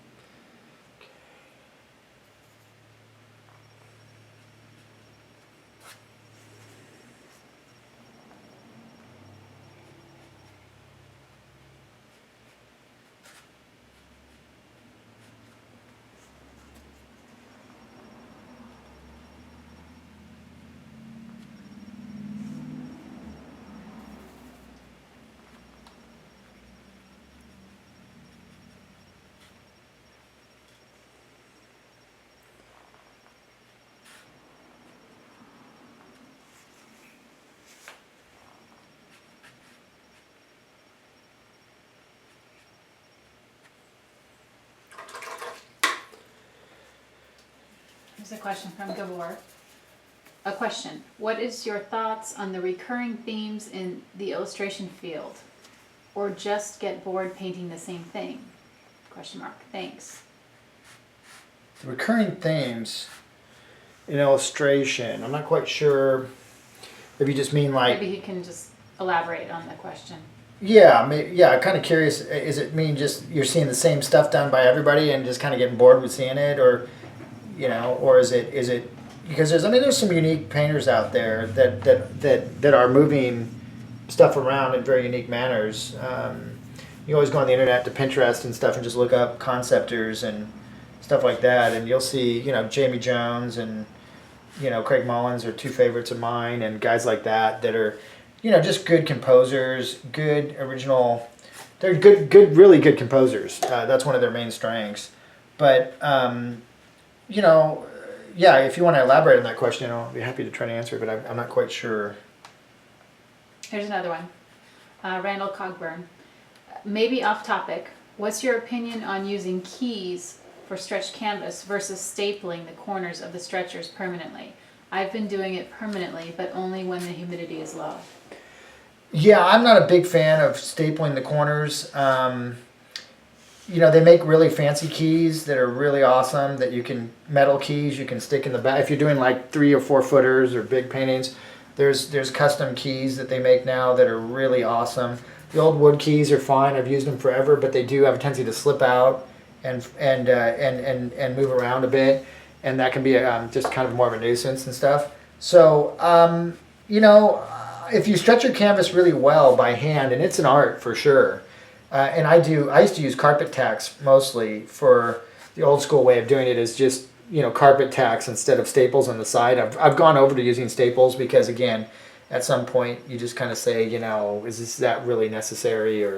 But I don't I pull around the corners, and I'll do a video at some point online, on stretching and preparing surfaces, but I have not done that as of yet. But those are like little ones I'll do way down the road to fill in gaps on little particular things like that. But there's a lot of good information out online too. If you look up how to stretch canvases properly, or this or that, or again, keen stuff. I mean, the internet's just such an incredible resource now. But the old school keys, like the wood keys, I used forever. When I went to bigger canvases again, I started switching over to the metal ones that go into the corners, and you can actually screw them, and it opens up the corners in a very specific manner. But they are quite spendy, quite expensive. So some of you may not want that. But yeah, humidity and canvases traveling to different parts of the country and world, where it's damp, or where you go from minus 50 degrees to Florida. You're going to have your canvas loosening up and tightening up and doing weird stuff. You really can't avoid it because it just does that in different temperatures and stuff. But a well-stretched canvas shouldn't need to be keyed. Like I seldom need to key my canvases that I stretch myself because they come out drum tight. Like you could literally beat on it like it's an Indian drum. And that's a good stretch canvas. So I've seldom seen those kind of canvases go like weak and flaccid, or whatever you want to call it, where they start to get loose and stuff. I've never had that be that big of an issue. So you may want to just look into how you're stretching and whether you're getting a tight enough stretch on the original canvas stretch when you're originally doing the first stretch. I have used keys, like I said, but usually they're store-bought canvases that are gone weak on me because they were poorly stretched. Yeah, machine stretched or something, that just wasn't very good.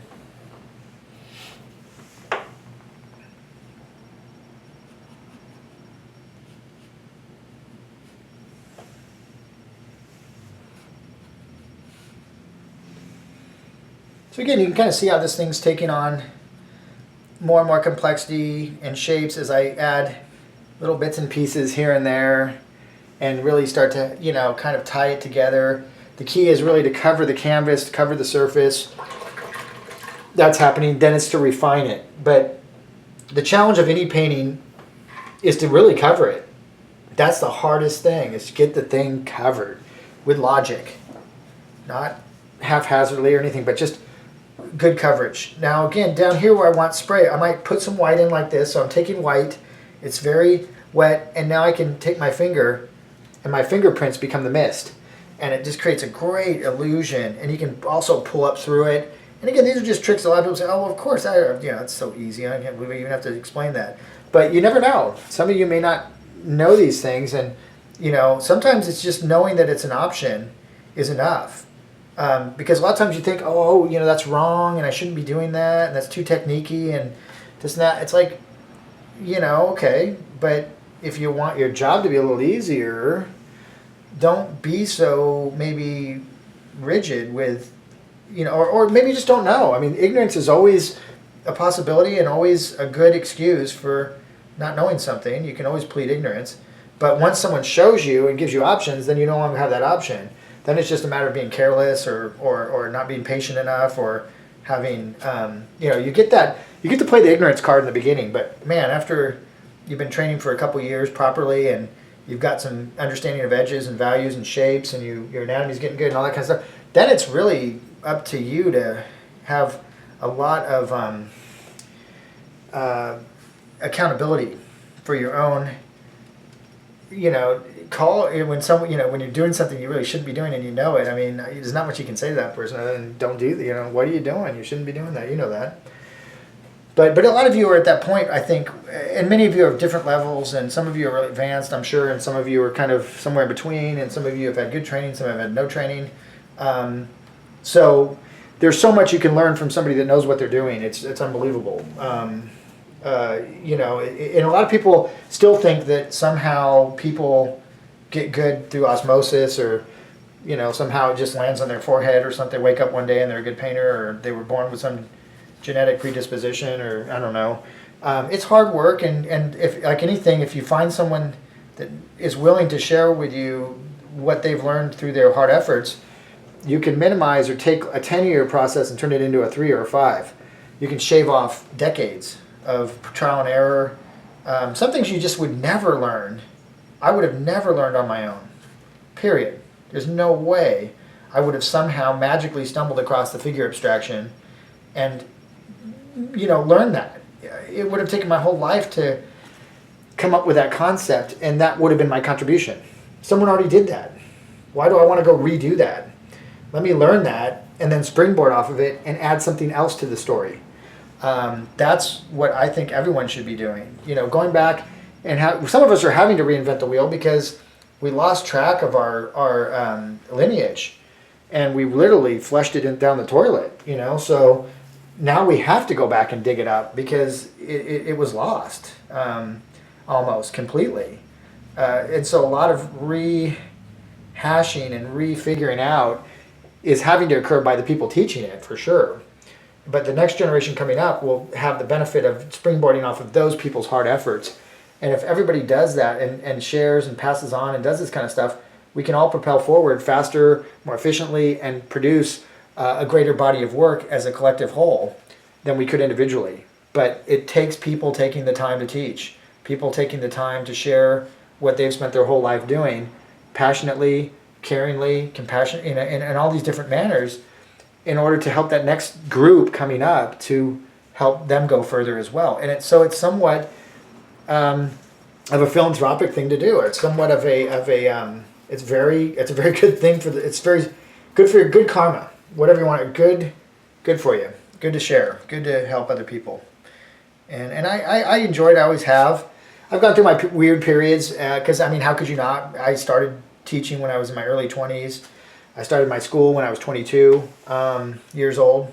I was just a kid. So, I went through weird periods and goofy periods, but I always loved it, and I always loved the idea of helping and giving to other people. And I've tried to really hold on to that. And it's been hard at times. It's really challenged me to the core, but that's part of, I think, becoming a really seasoned teacher, is that you have to go through those periods, Are you going to take another break? Yeah, let's go ahead and take a break. We've got it covered. It's time to come back and do some finessing and finishing. And most of the time, I'm going to go back, pass through those guys again, try to get them to pop a little bit more. Maybe see if I want to pull some light coming down through here in the trees or something. So I've still got some pictorial things that I need to deal with. Some more airbrush. So, but we're 3/4 of the way there. So join me in about 5 minutes, and I will continue on my way towards trying to finish this off as best I can in the time allotted.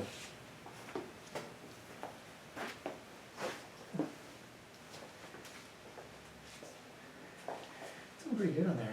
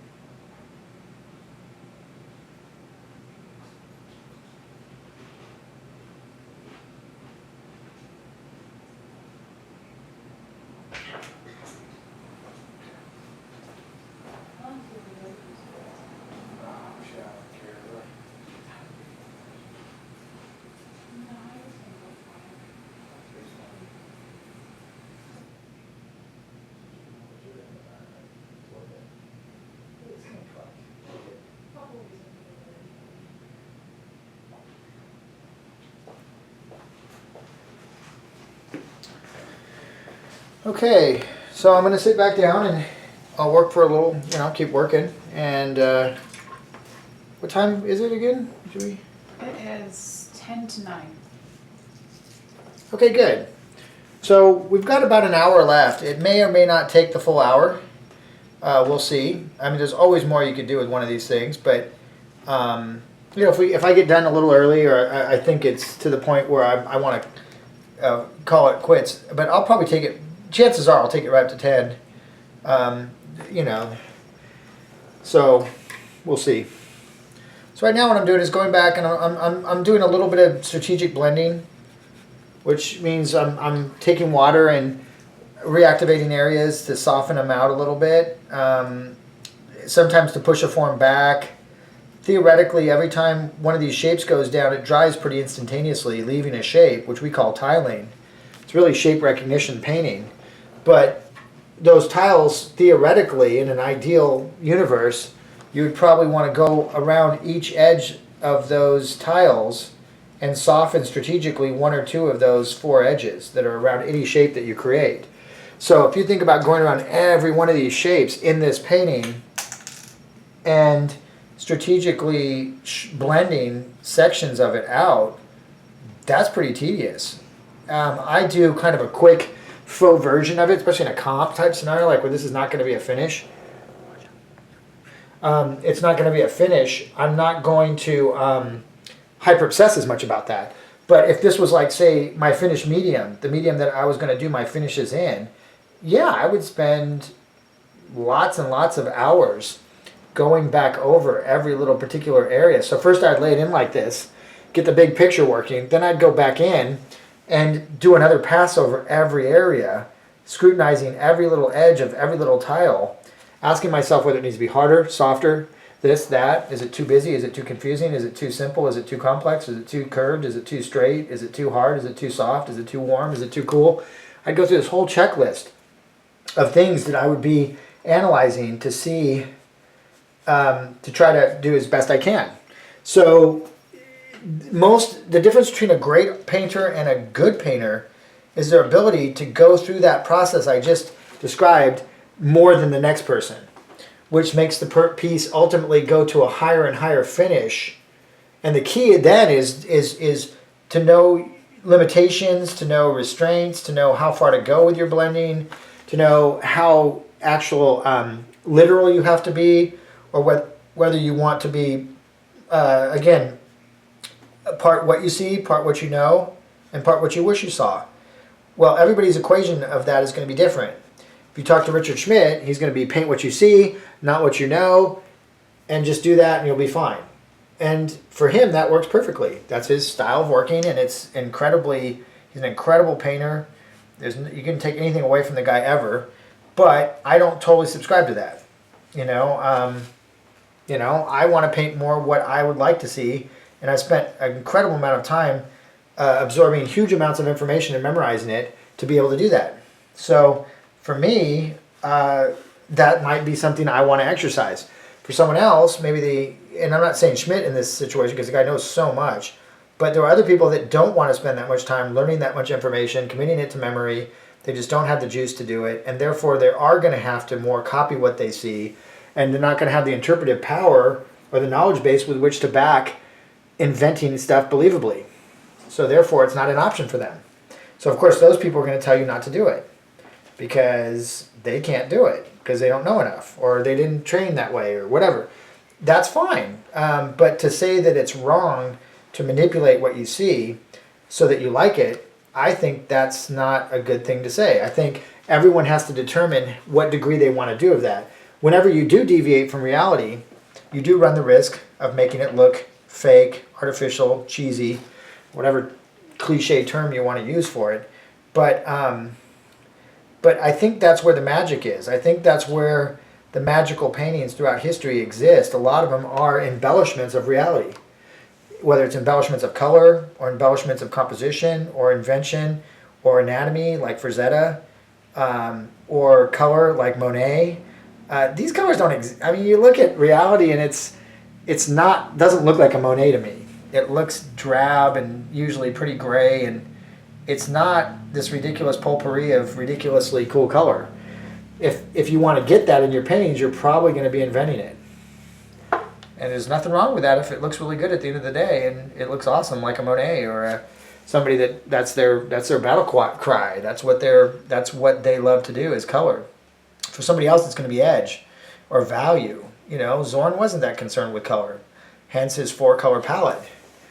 But I mean, he could will color when he wanted to, but the majority of it was his virtuoso drawing and edge manipulation, value control, that created such beautiful pictorial arrangements.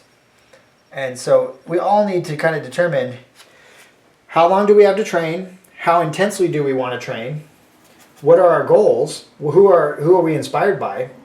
If you're inspired by Sargent, you might be more a literal painter and might want to paint more what you see.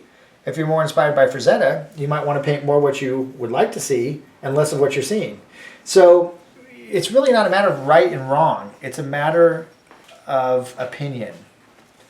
And that's why you want to keep a very open mind and not shut down opportunities, because you never know when they might be really good for you.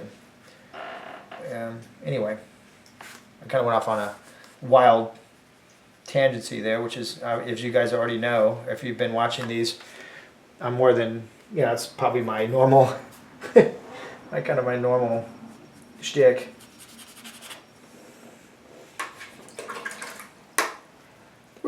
Just have fun.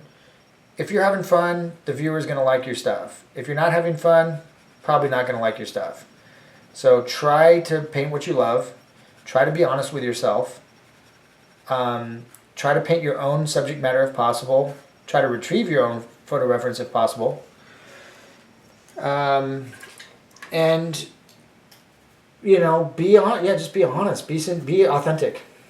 My wife is an incredible proponent of that and is one of the best teachers for me of that. And she's actually with me tonight, kind of here. So that's Krista manning the questions. And she's my better half. And I couldn't do this stuff without her. And she's been an incredible teacher for me, teaching me all kinds of things about being a more authentic person to be able to be a better painter. Because it's not all about technical. Technically, I'm fine. I mean, I will continue to train the rest of my life. It's what I love to do. But at some point, training will only take you so far. And then it's who you are as a person. It's what your motivations are. And that is to me, has always been one of the most difficult things. And I don't see how it couldn't be.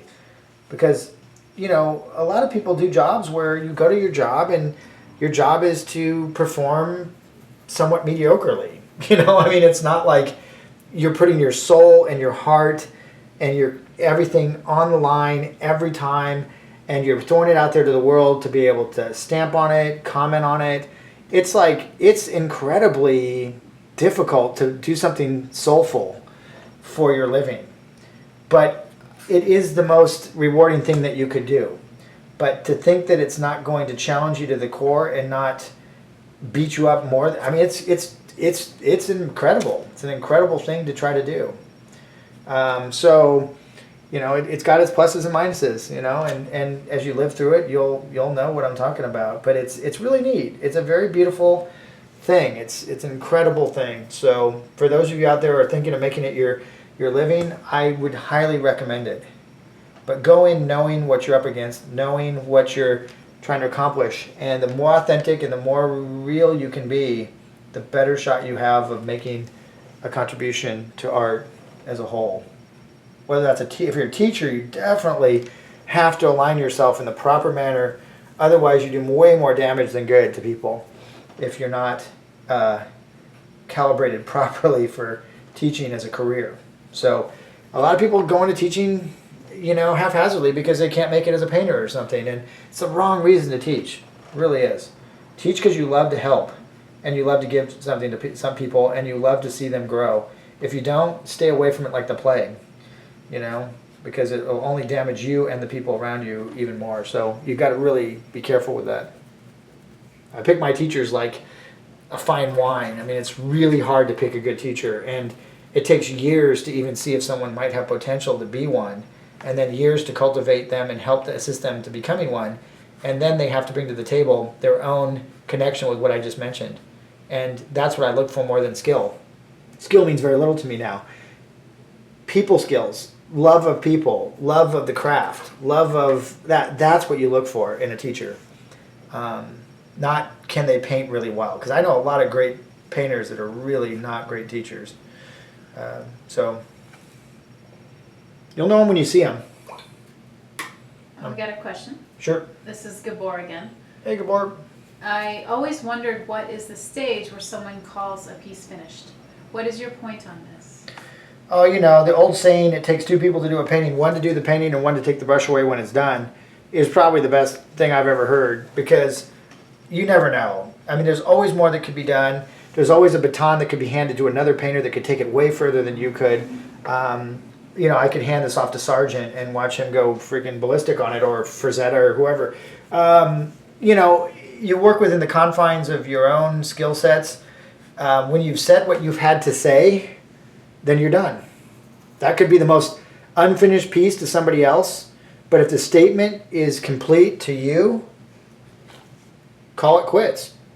You know, just say, that's what I wanted to say. It could be a little gesture head, could be a little charismatic landscape that somebody else thinks is totally unfinished, but in your mind's eye and what you wanted to say is there, and it's present, it's done.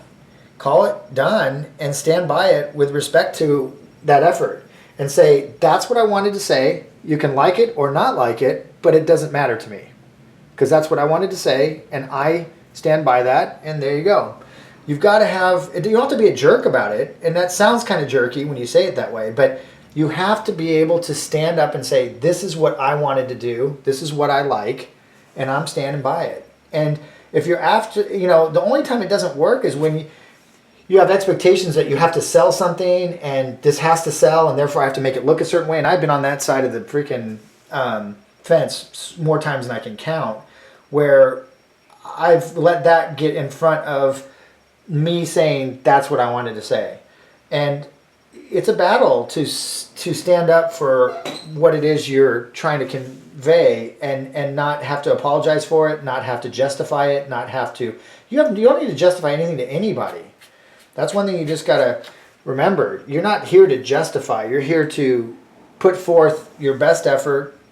You're going to have weaknesses and skills, and those are going to affect your efforts. But at the end of the day, do your best effort you can. Say what you had to say.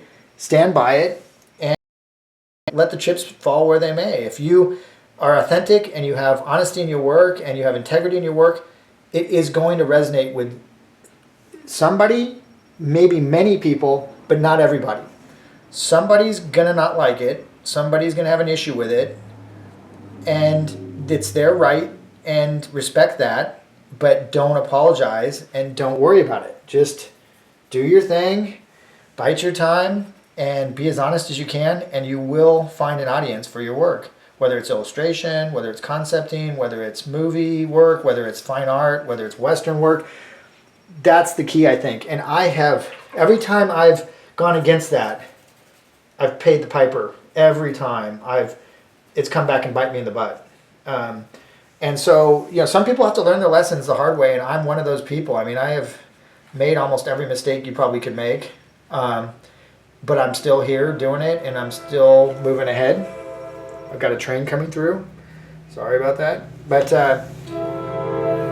I have so much to learn that it's ridiculous. But I'm also very confident with what I know, and I do have a lot to offer in a lot of different areas. I know my weaknesses, and I don't normally, I'm not going to be sitting here teaching you perspective. I'm strong in perspective, but I wouldn't teach it well. So I know that, so I wouldn't probably lay that down online. I'd have Eric lay it down, or my dad, or something. Nobody's going to be good at everything. It's impossible. You're going to have your strengths. You should work on your weaknesses and not pander to your strengths, but you should always be working to get better. So if you're poor in an area, don't avoid it, work on it. But acknowledge the ones you're really good at too, You're going to have your strengths. You might be good in color, you might be good in composition, you might be really, certain things are just going to be really good, you're going to be good at. But other things you're going to really struggle with. So we're all in that boat. So I know I'm all over the place. I'll try to answer and stay poignant with the questions you're asking. But sometimes they'll trigger something in me, and you'll see me go off. And usually I'll pull it back around and somehow tie it together. But sometimes, hopefully, it'll all be just food for thought, and you'll find some validity or some kind of truth to it that might resonate with you. If it doesn't, just let it pass through and don't worry about it. Not everything that I say has to ring true with you, and there's no way it could. I'll try not to offend you. But I will sometimes challenge you with concepts. I will sometimes hit you with things that maybe make you uncomfortable. Not intentionally, but just maybe it's something that I say or something. Just know I'm always coming from a good intention. I'm always trying to help you out. I'm always trying to share something of value of some sort, hopefully. Okay. Here's a comment. Toilsome Phoenix. Jeff, these workshops made me take the leap into the online courses, and I'm loving it. Great. Well, again, it's hard to, when you do this stuff, and I'm so thankful for that, that happened, and I so believe in that program. It's funny because, it's hard not to have it just sound like the most ridiculous sales pitch, but I love what we're doing. I love how we're doing it. I've watched it work for people for 20 years now with our atelier. We have one of probably the old, to get an atelier to stay around for 20 years and actually produce amazing people is really rare. You just don't see many of them that stay around that long. It's hard to run something that long. My wife and I have been a team doing it forever. And it just took so many weird combinations of her personality type, her skill sets, my skill sets, to get this thing to ever even work in the first place. So when I look at it, it is truly a very special place. And the online school is going to, I think, dwarf that in the long run, because it's going to reach people that would never make it to our environment. And it's going to give them the same opportunity without having to spend ridiculous amounts of money moving their life to another part of the world. So thanks for that comment, and I'm so glad that, to me, I just tell people try it, and this is a good way for me to show you these little Friday things. It's fun for me, what else am I going to do on a Friday? Sit and watch TV? No, I'm going to be working, I'm going to be painting. Why not come in and share some stuff with some people and have some fun and try to make it a really beneficial thing, and if some of you go online, great. If you don't, enjoy these. It's all just a matter of spreading knowledge and trying to be, trying to do something, trying to get something to happen. I got so tired of complaining about the school sucking and the classes being bad and this happening. So do something. So, I to create a school and nurture it and build it and spend all those years doing that, I don't know if I could do it again. I don't think I could. but I'm glad I did, and I'm glad it's here, and I'm glad that you guys are enjoying the fruits of everybody's, all the labor of the teachers and the people that have been involved with us.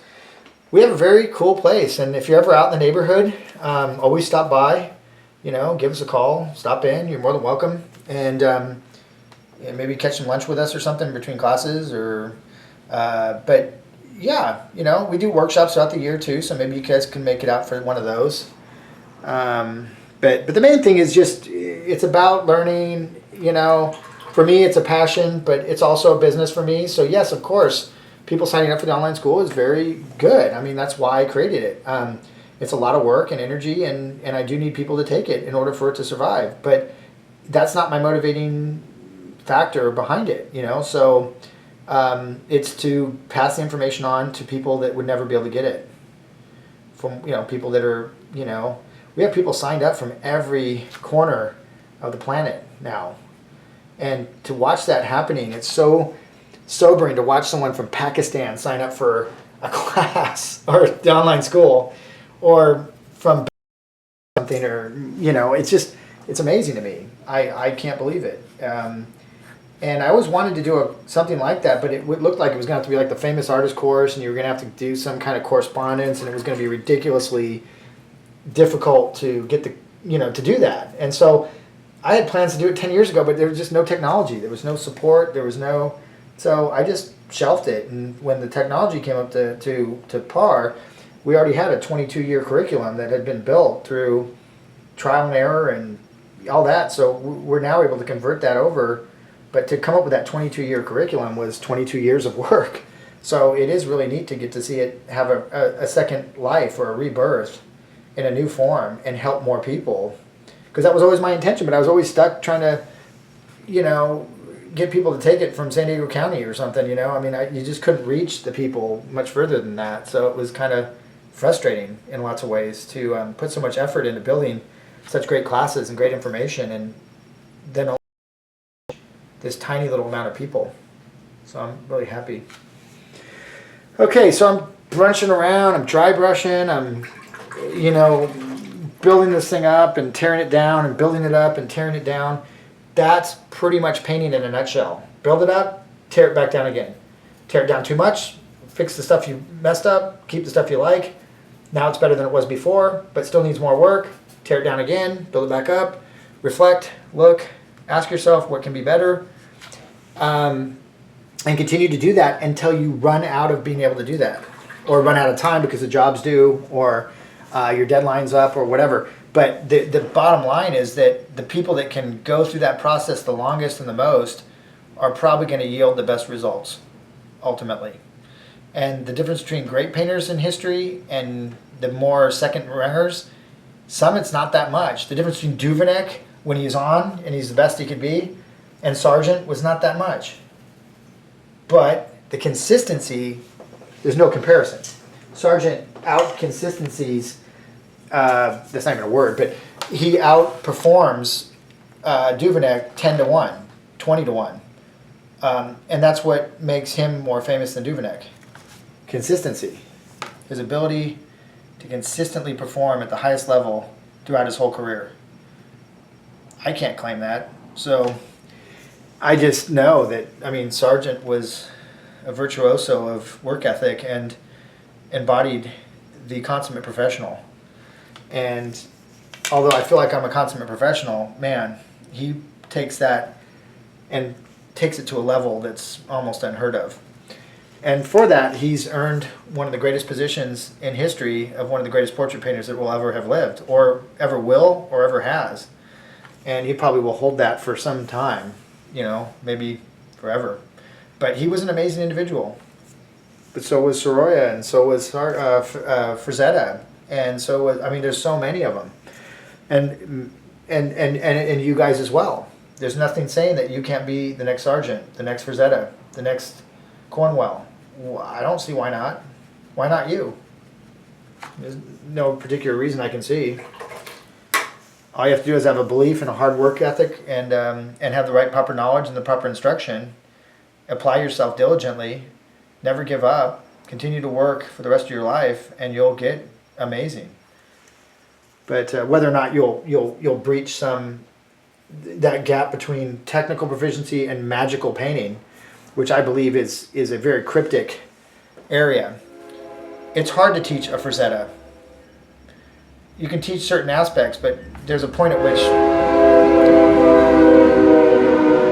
a train will come through and completely mess up your train of thought. That's magic. Like, so when a lot of times in class, people will hear me say, "Show me the magic." I'm not talking proficiency. I'm talking about beyond proficiency. And when someone says, "How does one paint?" And this is a long train because I know this guy. He comes through every night about this time and just usually honks for an hour and a half before he passes through. Okay, that wasn't as bad as I thought it was going to be, but so the magic is something that is hard. It's soulfulness. Like say Fetchin, one of my favorites, and all you guys know that he's probably one of my favorites, but he possesses a certain quality to his work that's very difficult to put your finger on, and it flies in the face of logic. It's amazingly unorthodox, but yet, so I call it controlled chaos. His painting style. It's got so much chaos to it, but yet the control is always evident within the chaos. And so he's managed to skirt somewhere between that fine line between totally academic and more abstract. And so painters like that fascinate me endlessly because it's not something that can be learned out of a book. It's not something that's going to be bestowed upon you through certain amounts of effort. It's a certain quality indicative in the individual that comes from a deeper place, a place of, I wouldn't say it's like you're painting some, like this person's God or something, but they're tapped into something that's not totally technically the answer. It's more deeper than that. It's soulful. So when you say there's a soulful portrait and then there's an academic portrait, some of the greatest portrait painters throughout history have been academic painters. So you cannot argue with their proficiency of technique. They're incredible craftsmen. But at the end of the day, they're lacking something, in my opinion, that someone like, say, Fetchin possesses in spades. So some people would say, oh, Fetchin's kind of a sloppy painter. He's really loose. To some, that will be the case. To some, that's the way he will appear to them. Whether or not, I'm not saying they're less people because they can't understand the depth of his genius, but they may not be quite seeing it in the context that maybe I feel like it resonates with me. Now again, there's plenty of room for opinions and there's nothing to say that their opinion is any more valid than mine, but I can go up to like let's think of somebody, an example that wouldn't, and again, this is not by any means to demean any of these people I'm talking about because they're all phenomenal talents. But I can go up, and this is me personally, I could go up to I hate to say Sargent, but I could go up to certain painters like Sargent, and I see their painting once, and it's enough for me. Or like Bouguereau is a good example for me. Way better than Sargent because I love Sargent stuff so much, but I love Bouguereau stuff a lot too.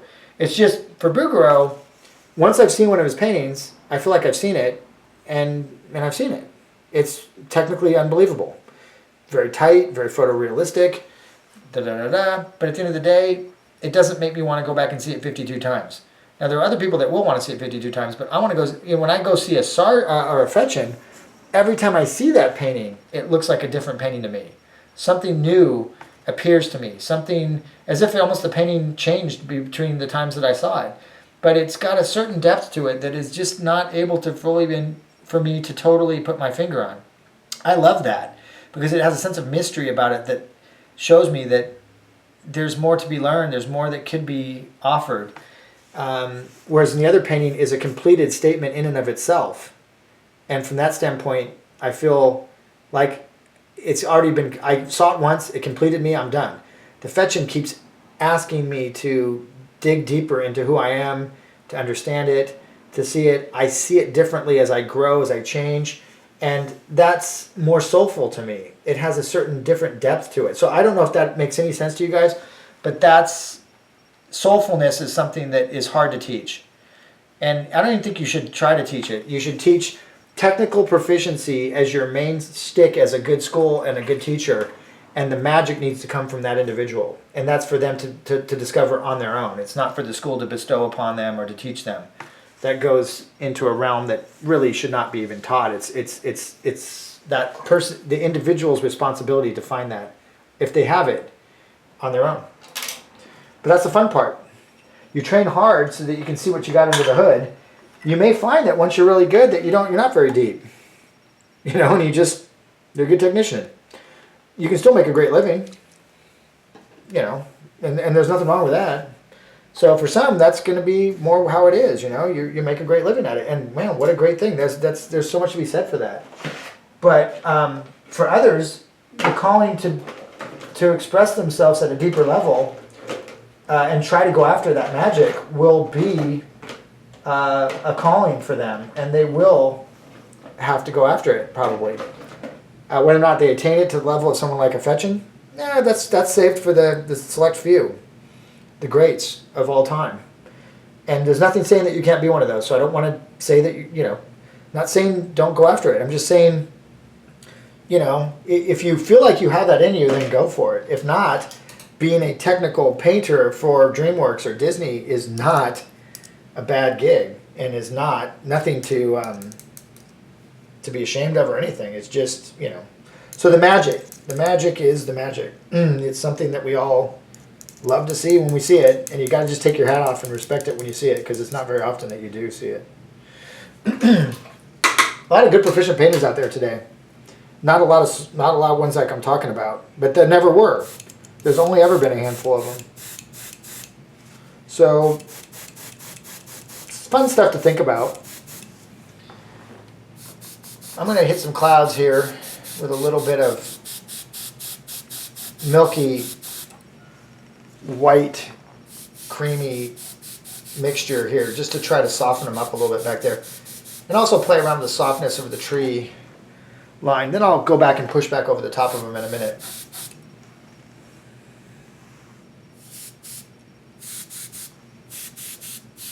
Any questions? Or? No. That last one probably derailed everybody. I was like, oh, Jeff went off on one of his crazy tangents again. Yeah, I'm always going off on some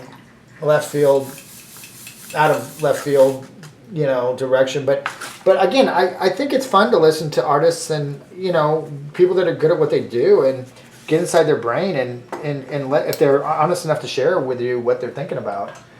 I mean, when you paint, how could you not be thinking about a lot of crazy stuff? Because you're sitting there working on a painting for 200 hours by yourself, locked in some room somewhere. What do you think about? Nothing? No, you think about your life, you think about your friends, your family, your loved ones, your wife, your husband, you think about everything. You think about, I'm always just, it's like endless thinking time, so, and it's just, how could you not? I don't know. Oh, here's a good one. Uh-oh.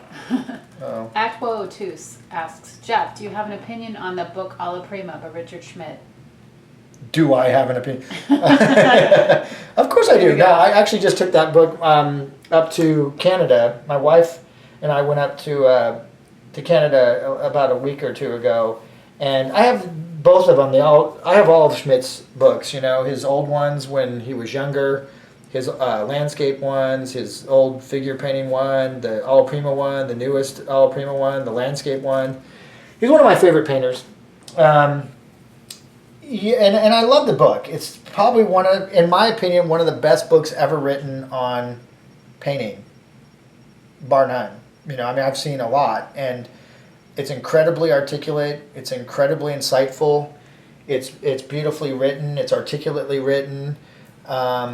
He's a definite force to be reckoned with, and a great painter. I don't agree with everything in the book. No, there's a lot of things that just don't resonate with me for whatever reason. Some of them are, but most of them, it's not even so much it's just different, you know. Like I like to invent. He's not a big inventor, so we're gonna butt heads on that probably. You know, I mean, I like to manipulate, and he likes to be literal. So even though I see a lot of manipulation in his work, you know, it's just one of those things. So, but yeah, I definitely I could read that book 50 times over 5-6 years, and it would be like reading it for the first time because of how much information. And again, a book like that is not meant to be read where you just read it once, cover to cover, and you've completed that book. It's not a non-fiction, you know, like a book you would just read. It's one that you read it, you paint 100 paintings, 50 paintings. You reflect on each time you paint one, you reflect on things that you remember. Then you go back and read it again. And you reflect on all that you learned since you last read it. And then you paint another 50 paintings, and you go back and read it again. And now certain things that we missed 50 paintings ago are now making more sense. So it's a book that has to be read over a lifetime, many times. And that's how I see that book. I see it as a lifelong companion that you'll read many times over the course of your career as a painter.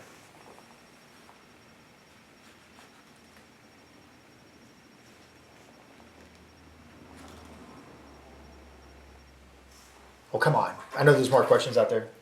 Somebody? Anybody? Somebody got something for me?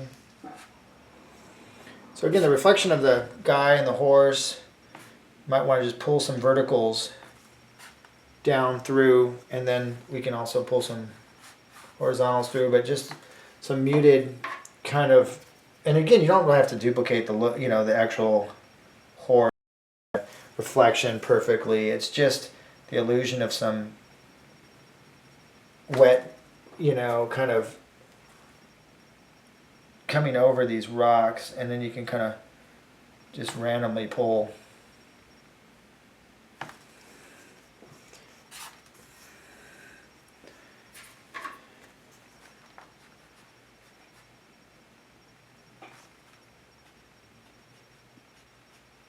What time is it? Almost 9:30. Okay, so we're down to that last half an hour. I know many of you are tuning in from, you know, all kinds of late night places, and I, you know, apologize if that's the case, but we'll be leaving these up for a couple days. So if you want to tell a friend about it, or if you want to review it, you know, we're going to leave them up for a little while, and then ultimately they're going to be put into an archive with the online students that they can watch any time, but they won't be made the public won't be able to see them at that point. But we've been keeping up longer than we thought. We're just trying different stuff to share things with people and see, you know, again, educate people as to what we're doing with the online, so that they're not so leery of it or nervous about it. But you know, because I know there's a lot of good online stuff out there, and there's a lot of really bad stuff, just like normal. So you just have to be careful and, you know, look for the best thing that fits best with you. And our program won't be perfect for everybody, nor was it intended to be, but it does have a lot to offer. So ultimately, I think look around and try different things, and you'll find the ones that work best for you, ultimately.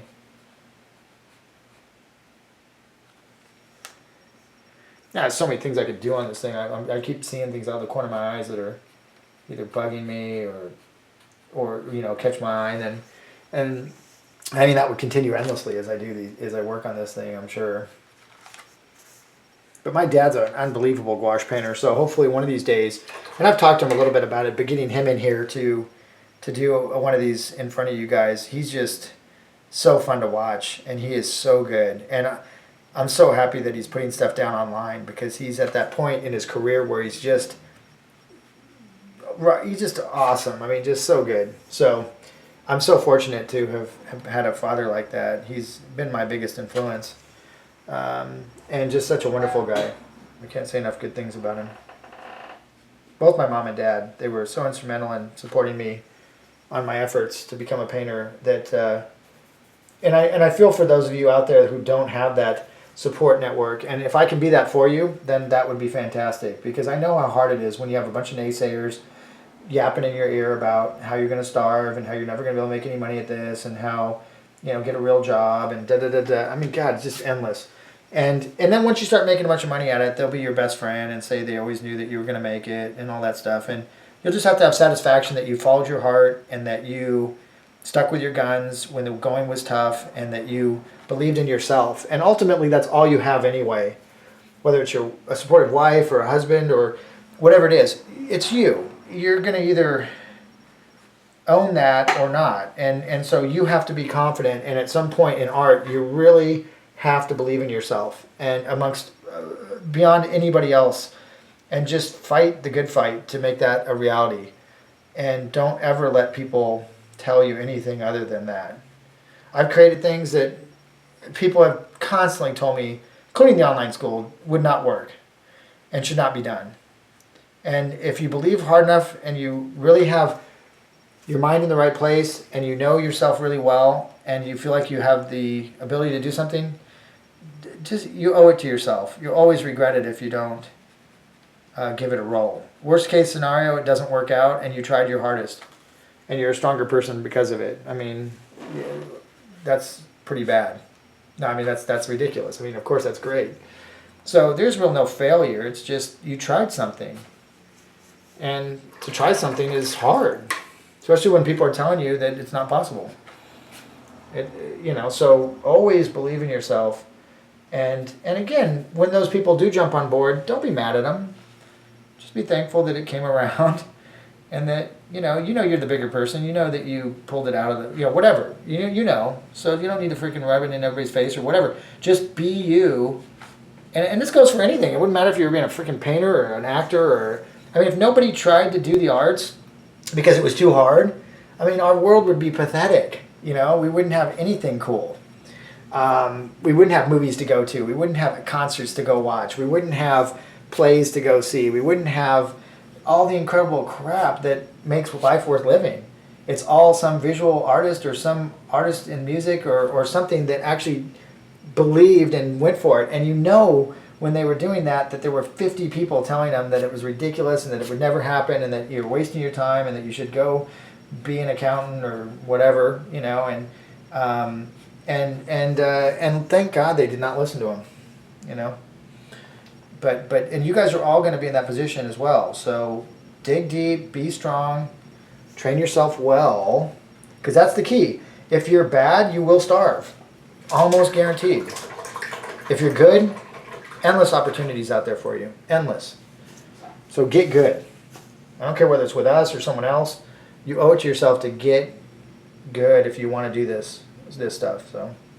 All right, we're getting a couple of questions, comments. Andrew H. At the Atelier, do you get into cartooning? I doodle, as I said, and learn more far side than Jack Kirby. So just curious as to all the focus on illustration.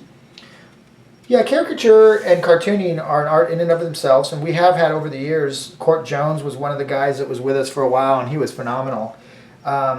We've had people come and go that were very, very good cartoonists, caricature artists, whatever you want to call them. Cartooning is really taking traditional knowledge, at least the best ones like Kruger or guys like that are just insanely good caricature artists. They come from a traditional background like everybody else that's really good, and they basically extrapolate the information and distort it. But you can't distort what you don't know. So if you want to be a good caricature artist or you want to be a good character designer for Pixar or something, if you can't draw a believable figure, there's no way you're going to make a cartoony looking character believable and endearing if you can't even do it with a realistic one. Because you don't know what you're extrapolating. You don't know what you're embellishing. You don't understand what it is that you're trying to manipulate. There's an old saying, you can't manipulate what you don't know. It's not very easy to indicate what you don't know. I would have to say it's almost impossible to indicate well what you don't know. So, and caricature is all about indication. It's all about manipulating concepts. Taking a nose and making it 10 times larger or whatever and still keeping the integrity of it and the character of the individual that you're trying to cartoon. So I don't know if you're talking about straight caricature or you're talking about more animation type stuff, but regardless, the common denominator amongst all of those professionals is they can draw like $1 million and they're extremely good. And design and all that kind of stuff comes out of good drawing skill. So it all goes back to the fundamentals. It all goes back to really having a very keen sense for the essentials and fundamentals of your craft. So hopefully that helped a little bit. Okay, next one is Toilsome Phoenix. How do you feel about watercolor painting? Do you have any of it yourself? Do you do any of it yourself? Oh yeah, and again, this is pretty much watercolor. I mean, it's opaque watercolor, but there's transparent areas that are dealt with almost identical to watercolor. It's got a little bit more range as far as its ability to dry brush and things like that. But I love watercolor. It's one of my favorite mediums. It's a very unsung medium, unfortunately. I mean, not unsung, but it never really commands the value or the respect that oil does. But not many things do. So, you know, I think, you know, like there's a bunch of, I mean, like Zorn's watercolors are to die for. There's a bunch of guys in the Western genre that I love that are that are watercolor artists. It's a beautiful medium. It's like a chess match. It's one of the hardest mediums because it's completely unforgiving and the layering has to be incredibly amazing. And it's just one of those real difficult. And it's funny that so many people would paint in it as rookies or as amateurs. It's like almost every dilettante painter, and this is not offense to anybody out there, it's just they all seem to pick up watercolor, and it's the hardest damn medium you could possibly try to do.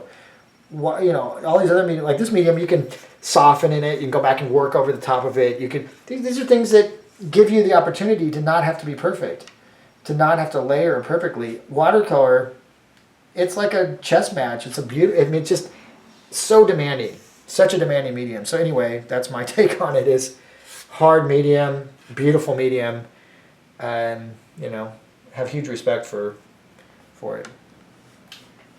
Next one is Gabor again. It's a pleasure to listen to you. Any plans to start a podcast? Yeah. We've been talking about it, and it's been a gold mine. I just have so many irons in the fire right now, and so much stuff to do, and so many programs to shoot and film, and paintings to do, and classes to teach. I mean, it's just it's never ending, which I love. So don't get me wrong. I'm not complaining. Yes, I will try in the next couple months to do my first podcast. We'll probably do one podcast a month. And it'll be me covering books that I like. It'll be me talking about how to do a training regimen, and talking about, maybe I'll take, you know, an evening and just talk about training, what I know about it, how I configured my training programs, how it reflects into things like athletics and all these things that I can draw upon. But yes, books, my favorite books, maybe do a book review once a month, every other month or something. So yeah, a lot of that stuff will be coming. I definitely am planning on this is a long-term thing for me. So it's not something that I'm going to cut and run, or, I mean, by the time we're done with the program, it'll probably be somewhere around 2,000 hours of content, conservatively. That's a lot of freaking content. If you were doing that correctly, it would take you 5 to 10 years to get through, if you were actually doing it the way it was intended. So there's going to be a lot of content coming, and I, you know, I would, and again, other ways for different people, we're going to be creating these guilds and things where you can actually do, you know, train other people, and some of you guys will become a bigger part of the online school in the future if you want to. So there's a lot of neat things coming. So what I would just recommend is good, and start paying your dues, and start you know, just really learning to love your craft and getting to understand what that means. And we'll be leading by example constantly, so you'll see firsthand what the byproducts of training properly are, and the confidence it'll give you to be able to become just the painter that you want to be, or the artist that you want to be, whatever that is, whether it's concepting or whether it's fine art. See this little dry brush right here? I can go over, and just there's very little water, and it looks like, again, it's laying this little mist coming up. And, you know, the rocks, this water is coming down, and it's shooting up into little aspects of the rocks. It's more agitated in certain areas than others. So water, one of my favorite things to paint is moving water. Waterfalls, I just love them. I always have loved moving water. So for me, trying to get the effects of it, trying to capture it, trying to do justice to it, I just think it's so beautiful. The color harmonies, the weird things that happen. It's just really, really fun to try to do. Okay, Sean Codling says, I've never used an airbrush, so I'm a bit curious as to how you have it set up. I don't like loud compressors. I never have. My dad has always used a CO2 tank from like a, you can get them at like a fire department, or you can get them, it's like a scuba tank. And I have a big one. You could probably get a smaller one. Then you have to buy a regulator, which is about, the whole setup I have here is a regulator on a CO2 tank. It's about $100, and it's about $20 to fill it. And when you fill it, it'll last probably, oh God, if you use it like I do, probably 10 years, 5 years, 6 years. I don't use it all the time. So it's quite efficient for me, and it's not, there's no noise to it. So when you go to paint with it, you don't have that like, you know, that the chugging of the compressor that drives me nuts. I just never liked that. So that's you know, what I use. And it's an Iwata airbrush. It's a very good brand. It's just one of those things where, you know, you could probably get one used online on eBay for like not very much, because it's really not used that often anymore. You know, a lot of illustrators switched over to Photoshop and do a lot of their effects in that medium now. So there's probably a lot of old artists that are blowing away or getting rid of their old equipment, and you might be able to find one of those for a steal. As far as the CO2 tank and everything, you can probably just get it at your local. I just looked up a place around here that fills the tanks for the fire department, and a lot of those places either sell the tanks, or they'll take the tank, they'll replace it. Basically, when you buy a tank, it's brand new, and it always sucks because you take it back in to get it filled, and they give you an old tank. They don't give you the same tank back a lot of times, but it doesn't really matter. It's just the way it works with most of those places. But yeah, I just take it in there, and they fill it up, and it takes a few minutes to do, and it's quite cheap, and it really, it's just great, you know. And then you got your tank filled up, and you don't have to do it for another 5 years or something. And there's, you know, so again, that's what I use for what it's worth.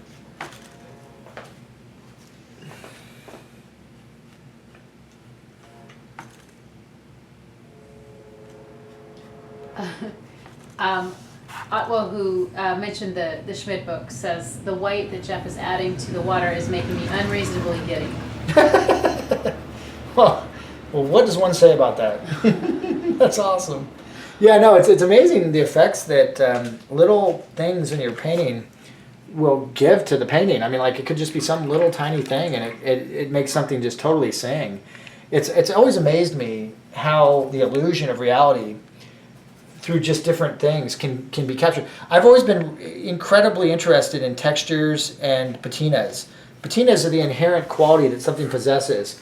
So trying to paint mother of pearl, trying to paint moving water, trying to paint brushed steel, trying to paint different kinds of chrome, different kinds of metal. They've always fascinated me. So I've always been very fascinated by textures and by things like that. So yeah, getting water moving, getting the translucency of a broken log underneath the water. These are things that are very difficult to capture and paint, but very fun to try to do justice and try to attempt them. So I'm always attempting weird, difficult effects. You know, it's something that I've always been like that, I guess. I mean, I've always enjoyed that. So, but and it's so fun. I do the same thing. I might see Jeremy Lipkin handle a waterfall or something, and it makes me giddy or something, or Schmidt or something, and I go, damn, that's a nice freaking handling of that. Holy, that is really, yeah, and that's, yeah, it's just, it kind of reaches something in you, and it just kind of makes you happy. Again, art has the ability to transcend cultures. It's such an amazing language. Yeah, I can go anywhere in the world, pull out my paints, not speak the language, do a little painting in front of people, and boundaries are broken down. People come out to see you. People want to know what you're doing. People are so endlessly fascinated by painters. It's amazing. It always amazes me. It's really just such a neat thing.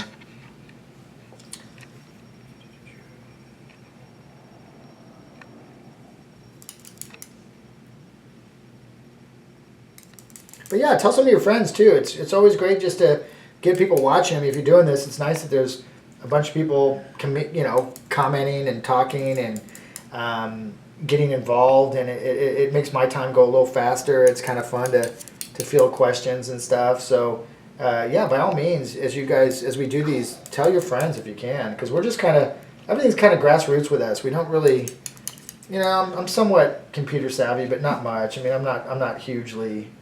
I'm just kind of touching the surface of the potential of it. But yeah, it'd be nice to keep getting people watching this stuff so that it feels like we're not just, that everybody's enjoying. So, more airbrush. Okay, so Andrew H. followed up.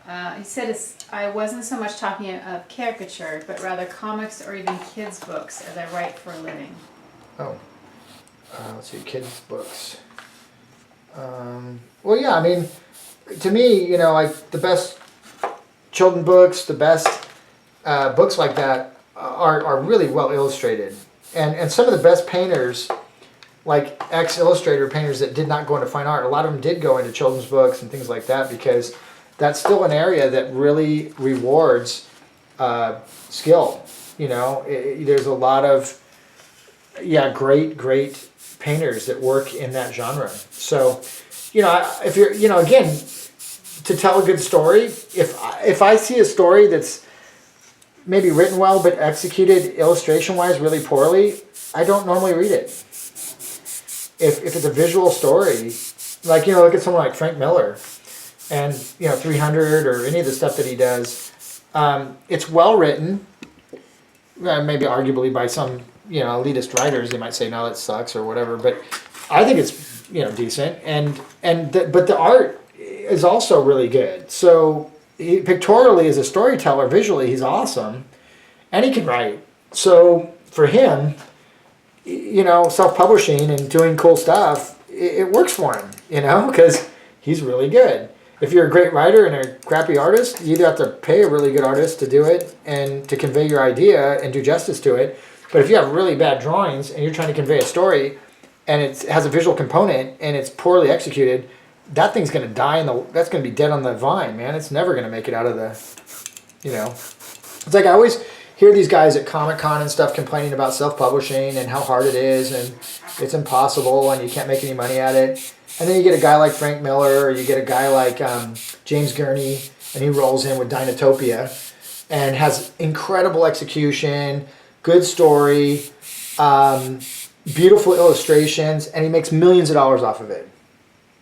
So he succeeded because he had a good product and it's well executed. If it was crappy paintings or bad paintings and incredibly well written, it wouldn't have worked, or vice versa. Sometimes the visual stuff will carry a piece and we'll sell the piece just because it's cool. Like, I mean, Frazetta sold some of the most book covers in history with some of the crappiest stories in history, probably. I mean, some of those were really not great novels, but the cover was so good, people would buy it just for the cover. So, art does sell stuff, so it sells movies. That's why they spend so much money on movie posters, or they used to. They sell a movie, so art, so for self-publishing or doing things like children's books, gotta have as good of illustration skills as you do writing skills, and which is asking an awful lot, because, if I was having to do something like that, I'd have to either hire a writer or I would, have someone write it and I would illustrate it or something, but I couldn't do both because I don't write. But, but anyway, I hope that answers your question a little bit. It's kind of outside my realm of expertise, but common sense wise, it seems to make sense. And I have seen we have had people in the past in our school that are, do children's books and illustration stuff like that. So I'm not totally devoid of working with them, but I always try to encourage them to just get their skills as high as possible in both writing and drawing, and then they should be fine, All right, so Gabor says, it's great, thanks for the answer. Sean says thanks. Nathan Hansen says, aw, sick. Atwo says, Jeff, could you talk about some common business-related pitfalls that you would caution freelancers to avoid? Pitfalls. Well, I mean, you know, the big thing I see nowadays with a lot of the young guys coming up is everybody wants to get out there. Everybody wants to make a lot of money. Nobody really wants to pay dues. Nobody really wants to do the, entry-level jobs. They're all looking to be lead conceptors and make six figures right out of the chute.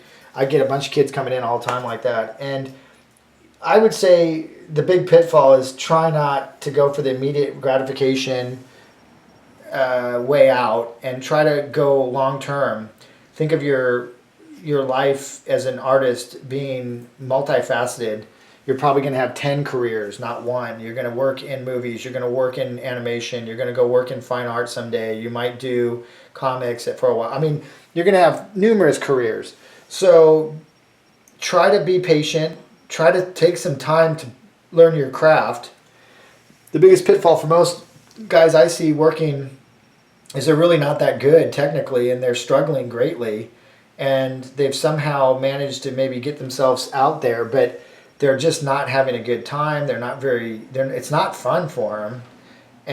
And so I would say trying to get out there too early is really, which is so tempting to do and so difficult to avoid, is one of the biggest pitfalls that young artists deal with, is that if you are at all decent, especially if you live somewhere like LA, I mean, that's one thing I remember about LA when I was up there, is that there's always someone willing to hire you for something early if you're decent at all. And so you end up outworking way before you should.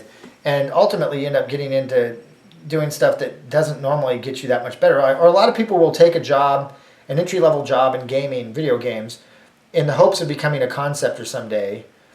And if you're in a startup, you might be able to work your way up. But if you go to somewhere like Blizzard or you go somewhere like Rockstar, they hire their conceptors. They don't cultivate them, usually. So they're going to hire me to come in and concept. They're not going to take you and train you to be a conceptor in that industry. They hire their conceptors. They don't groom them. They don't have the ability to.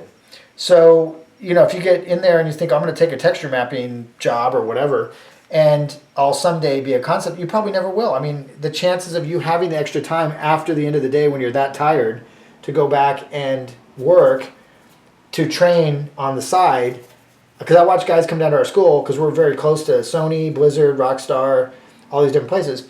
These guys have no energy at the end of the week to come down and take a class. They got families, they've got, they want to maybe get a workout in, they want to do these different things. By the end of a 12-hour day, or which you're going to work in gaming, you don't have any energy left to do anything.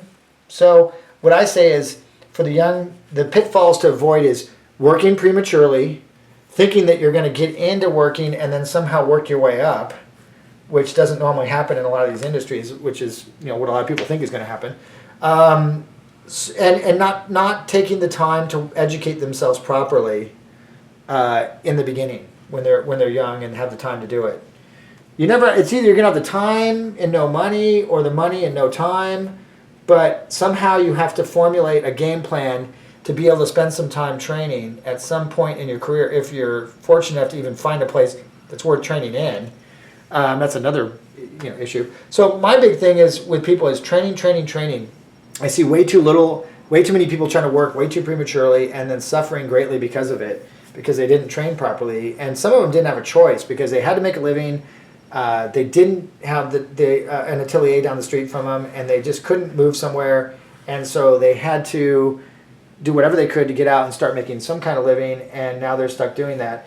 It's not an admirable place to be, but I understand why people end up there. And if that is the case, it is the case. There's not much to be said about it. But I would try to avoid that if possible, if you have an option. And sometimes the option is just don't be lazy. Get into school, get into a good one, pay your dues, take your time, get good, and you'll do fine. And there'll be and get in the pecking order. There's a pecking order out there. You can't jump past it. You can't go around it. It's there, and it's like a wall that you run into as you go out and try to work.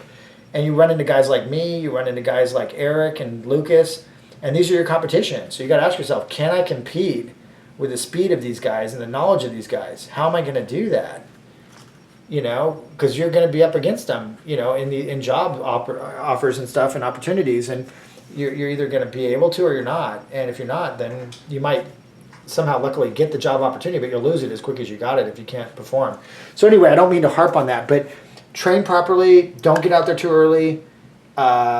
If you have to, you have to, but try to avoid that if possible.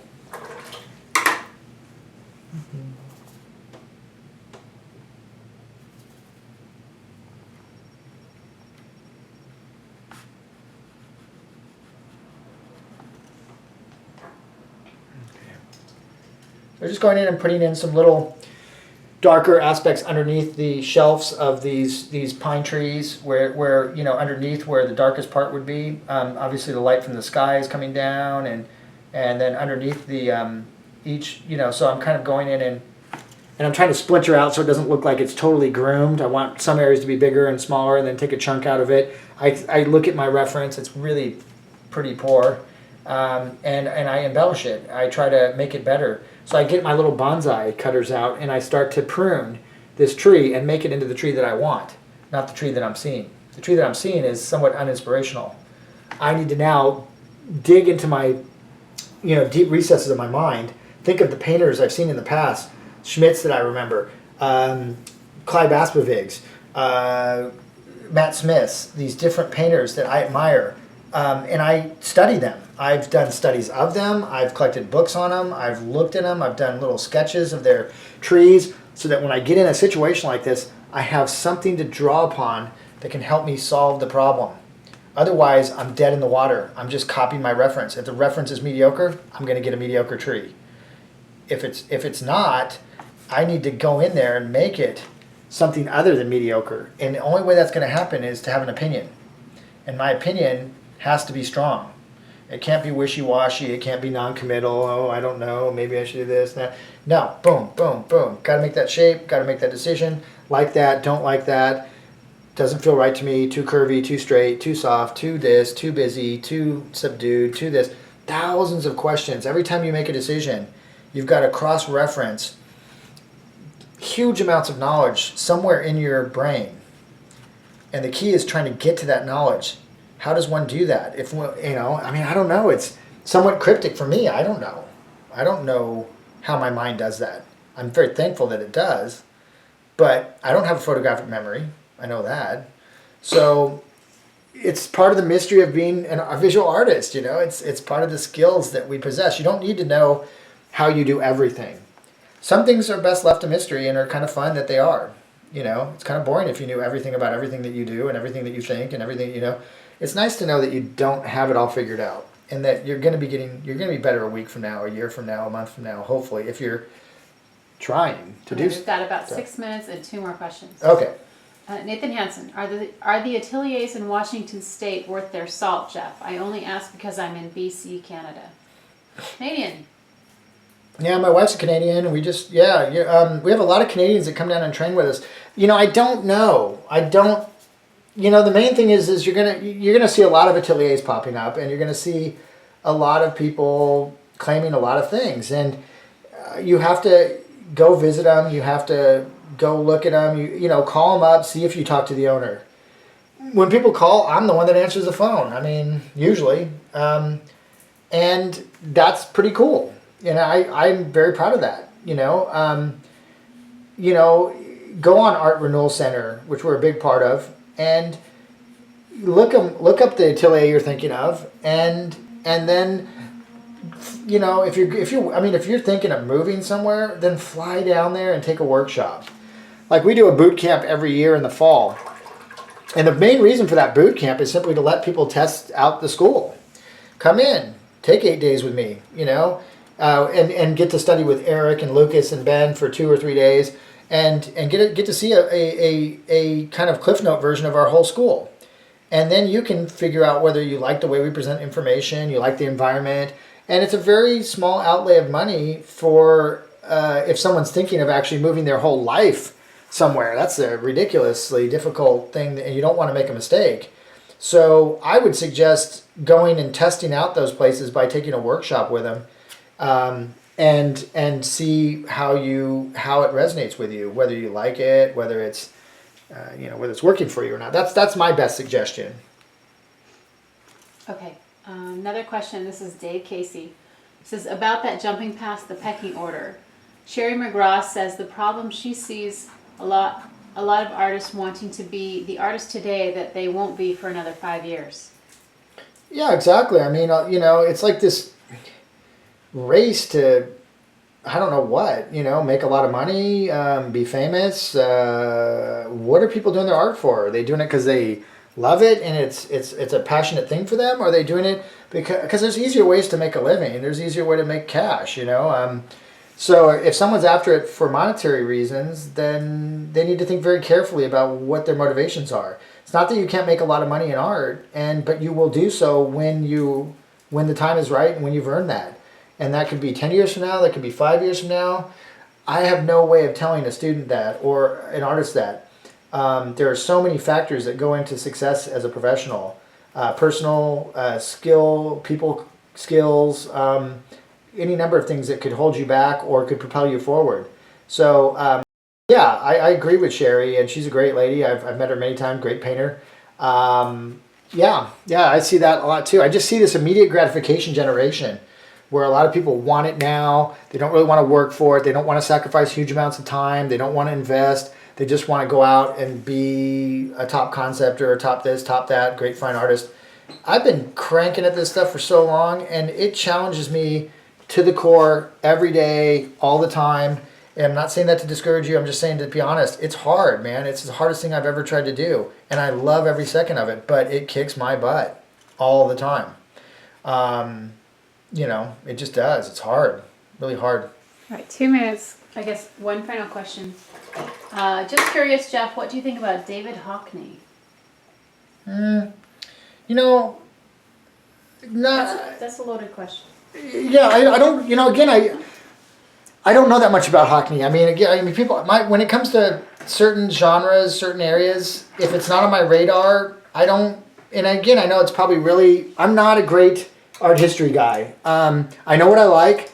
I study the people I like. I study the parts of history that I like. But I don't. And this is something that I fault myself too sometimes on, is that I would like to be more educated in art history. But again, some of the stuff just doesn't move me, doesn't work for me. So I don't normally go to a museum and even look. I pass by that stuff. I go to the Repins. I was in Russia, and I went through the Tretyakov and the Russian State Museum and the Hermitage. I went through the Hermitage in like 2 hours. It just didn't resonate with me as much. There's some great work in there, and again, there's probably people just cringing when I say this stuff, but it just wasn't my thing. It was more antiquities from Europe and this. I wanted to see Repin, I want to see Sarov, I want to see Kramskoy, I want to see Leviton, I want to see all these great Russian painters. So I went to, and I can only handle so much visual stimulus. So when I go to a museum, I go to the people that I want to look at and learn from. I don't normally meander around with the headphones on, listening to some description of some painting that was historical because it was the first time somebody used perspective. I understand that, phenomenal, but I have different motivations for going through museums and stuff. So with people like Hockney and guys like people like that, if they're not on my radar, I'm not doing huge amounts of research on them because I just don't. So I don't have a lot to say about him because I don't study him much, and I don't. Okay, it's 10 o'clock. Do you want to? Okay, yeah. So words the final words are thank you very much for joining me. I'm going to pull the tape off because it helps so much to see the tape off the image. It has more work to be done, but it was fun. It was a nice little comp. It would serve its purpose for knowing whether or not. Now that's the tape for the airbrush. And then let me see if I can get this tape off with any kind of. Oh, that's going to pull a lot of the. So see how it's pulling off the board. That's because this tape has been on here for a long time. Because I think I prepared this years ago to actually do the comp, and I never ended up doing it. And so over time, that tape will. Now, I have some tricks that you can use to, and I'll just share that with you very quickly as I wrap this up. You can take fine sanding paper, like 220 grit or something that's really fine, and just sand over that illustration board, and it takes off that rip. You won't even know it's even there. So that's just a good trick my dad showed me years ago. For and so when you pull this tape off too, this is the white, non-sticky, more expensive drafting tape. Don't use the cheapy masking tape like that's on the corners here that we're holding down my bowing up board. The board will potato chip like that, so sometimes you gotta kind of tape it down from the corners. But pull away from the piece. So pull out from it like this so you don't tear your image. If you're pulling the other way, you might tear right into the image. If you tear the board away from it, it doesn't really matter. You can always mat it if you're so inclined. But normally you'll just, you know, you'll sand off that rip part. So this is my last little piece of tape here. Any last questions as I'm wrapping this up? Out there in Internetville?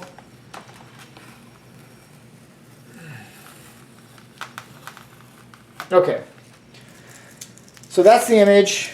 Yeah, these guys need to pop more, so I'd probably put light coming up and maybe dappled light hitting one of the main guys, and maybe this guy's back in shadow. You know, you can do whatever you want. They're very close together, so they might need rim lighting on all of them if we're going to do that. But I would explore these three characters on another piece of board or something and try to explore that before I went into my larger iteration in oil. But this is how I usually work up my ideas.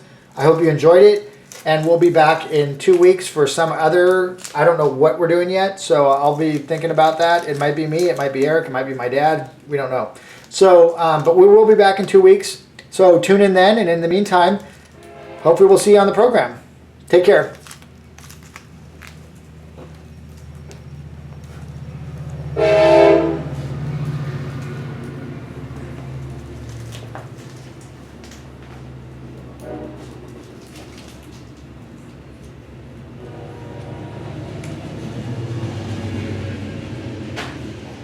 Turn off.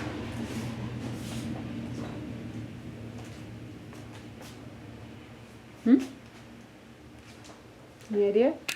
What's that? We're trying to shut off? Yeah. I think, let's go over here. We just kind of, I just hit that. one thing you can do is just, you can always just pull the plug.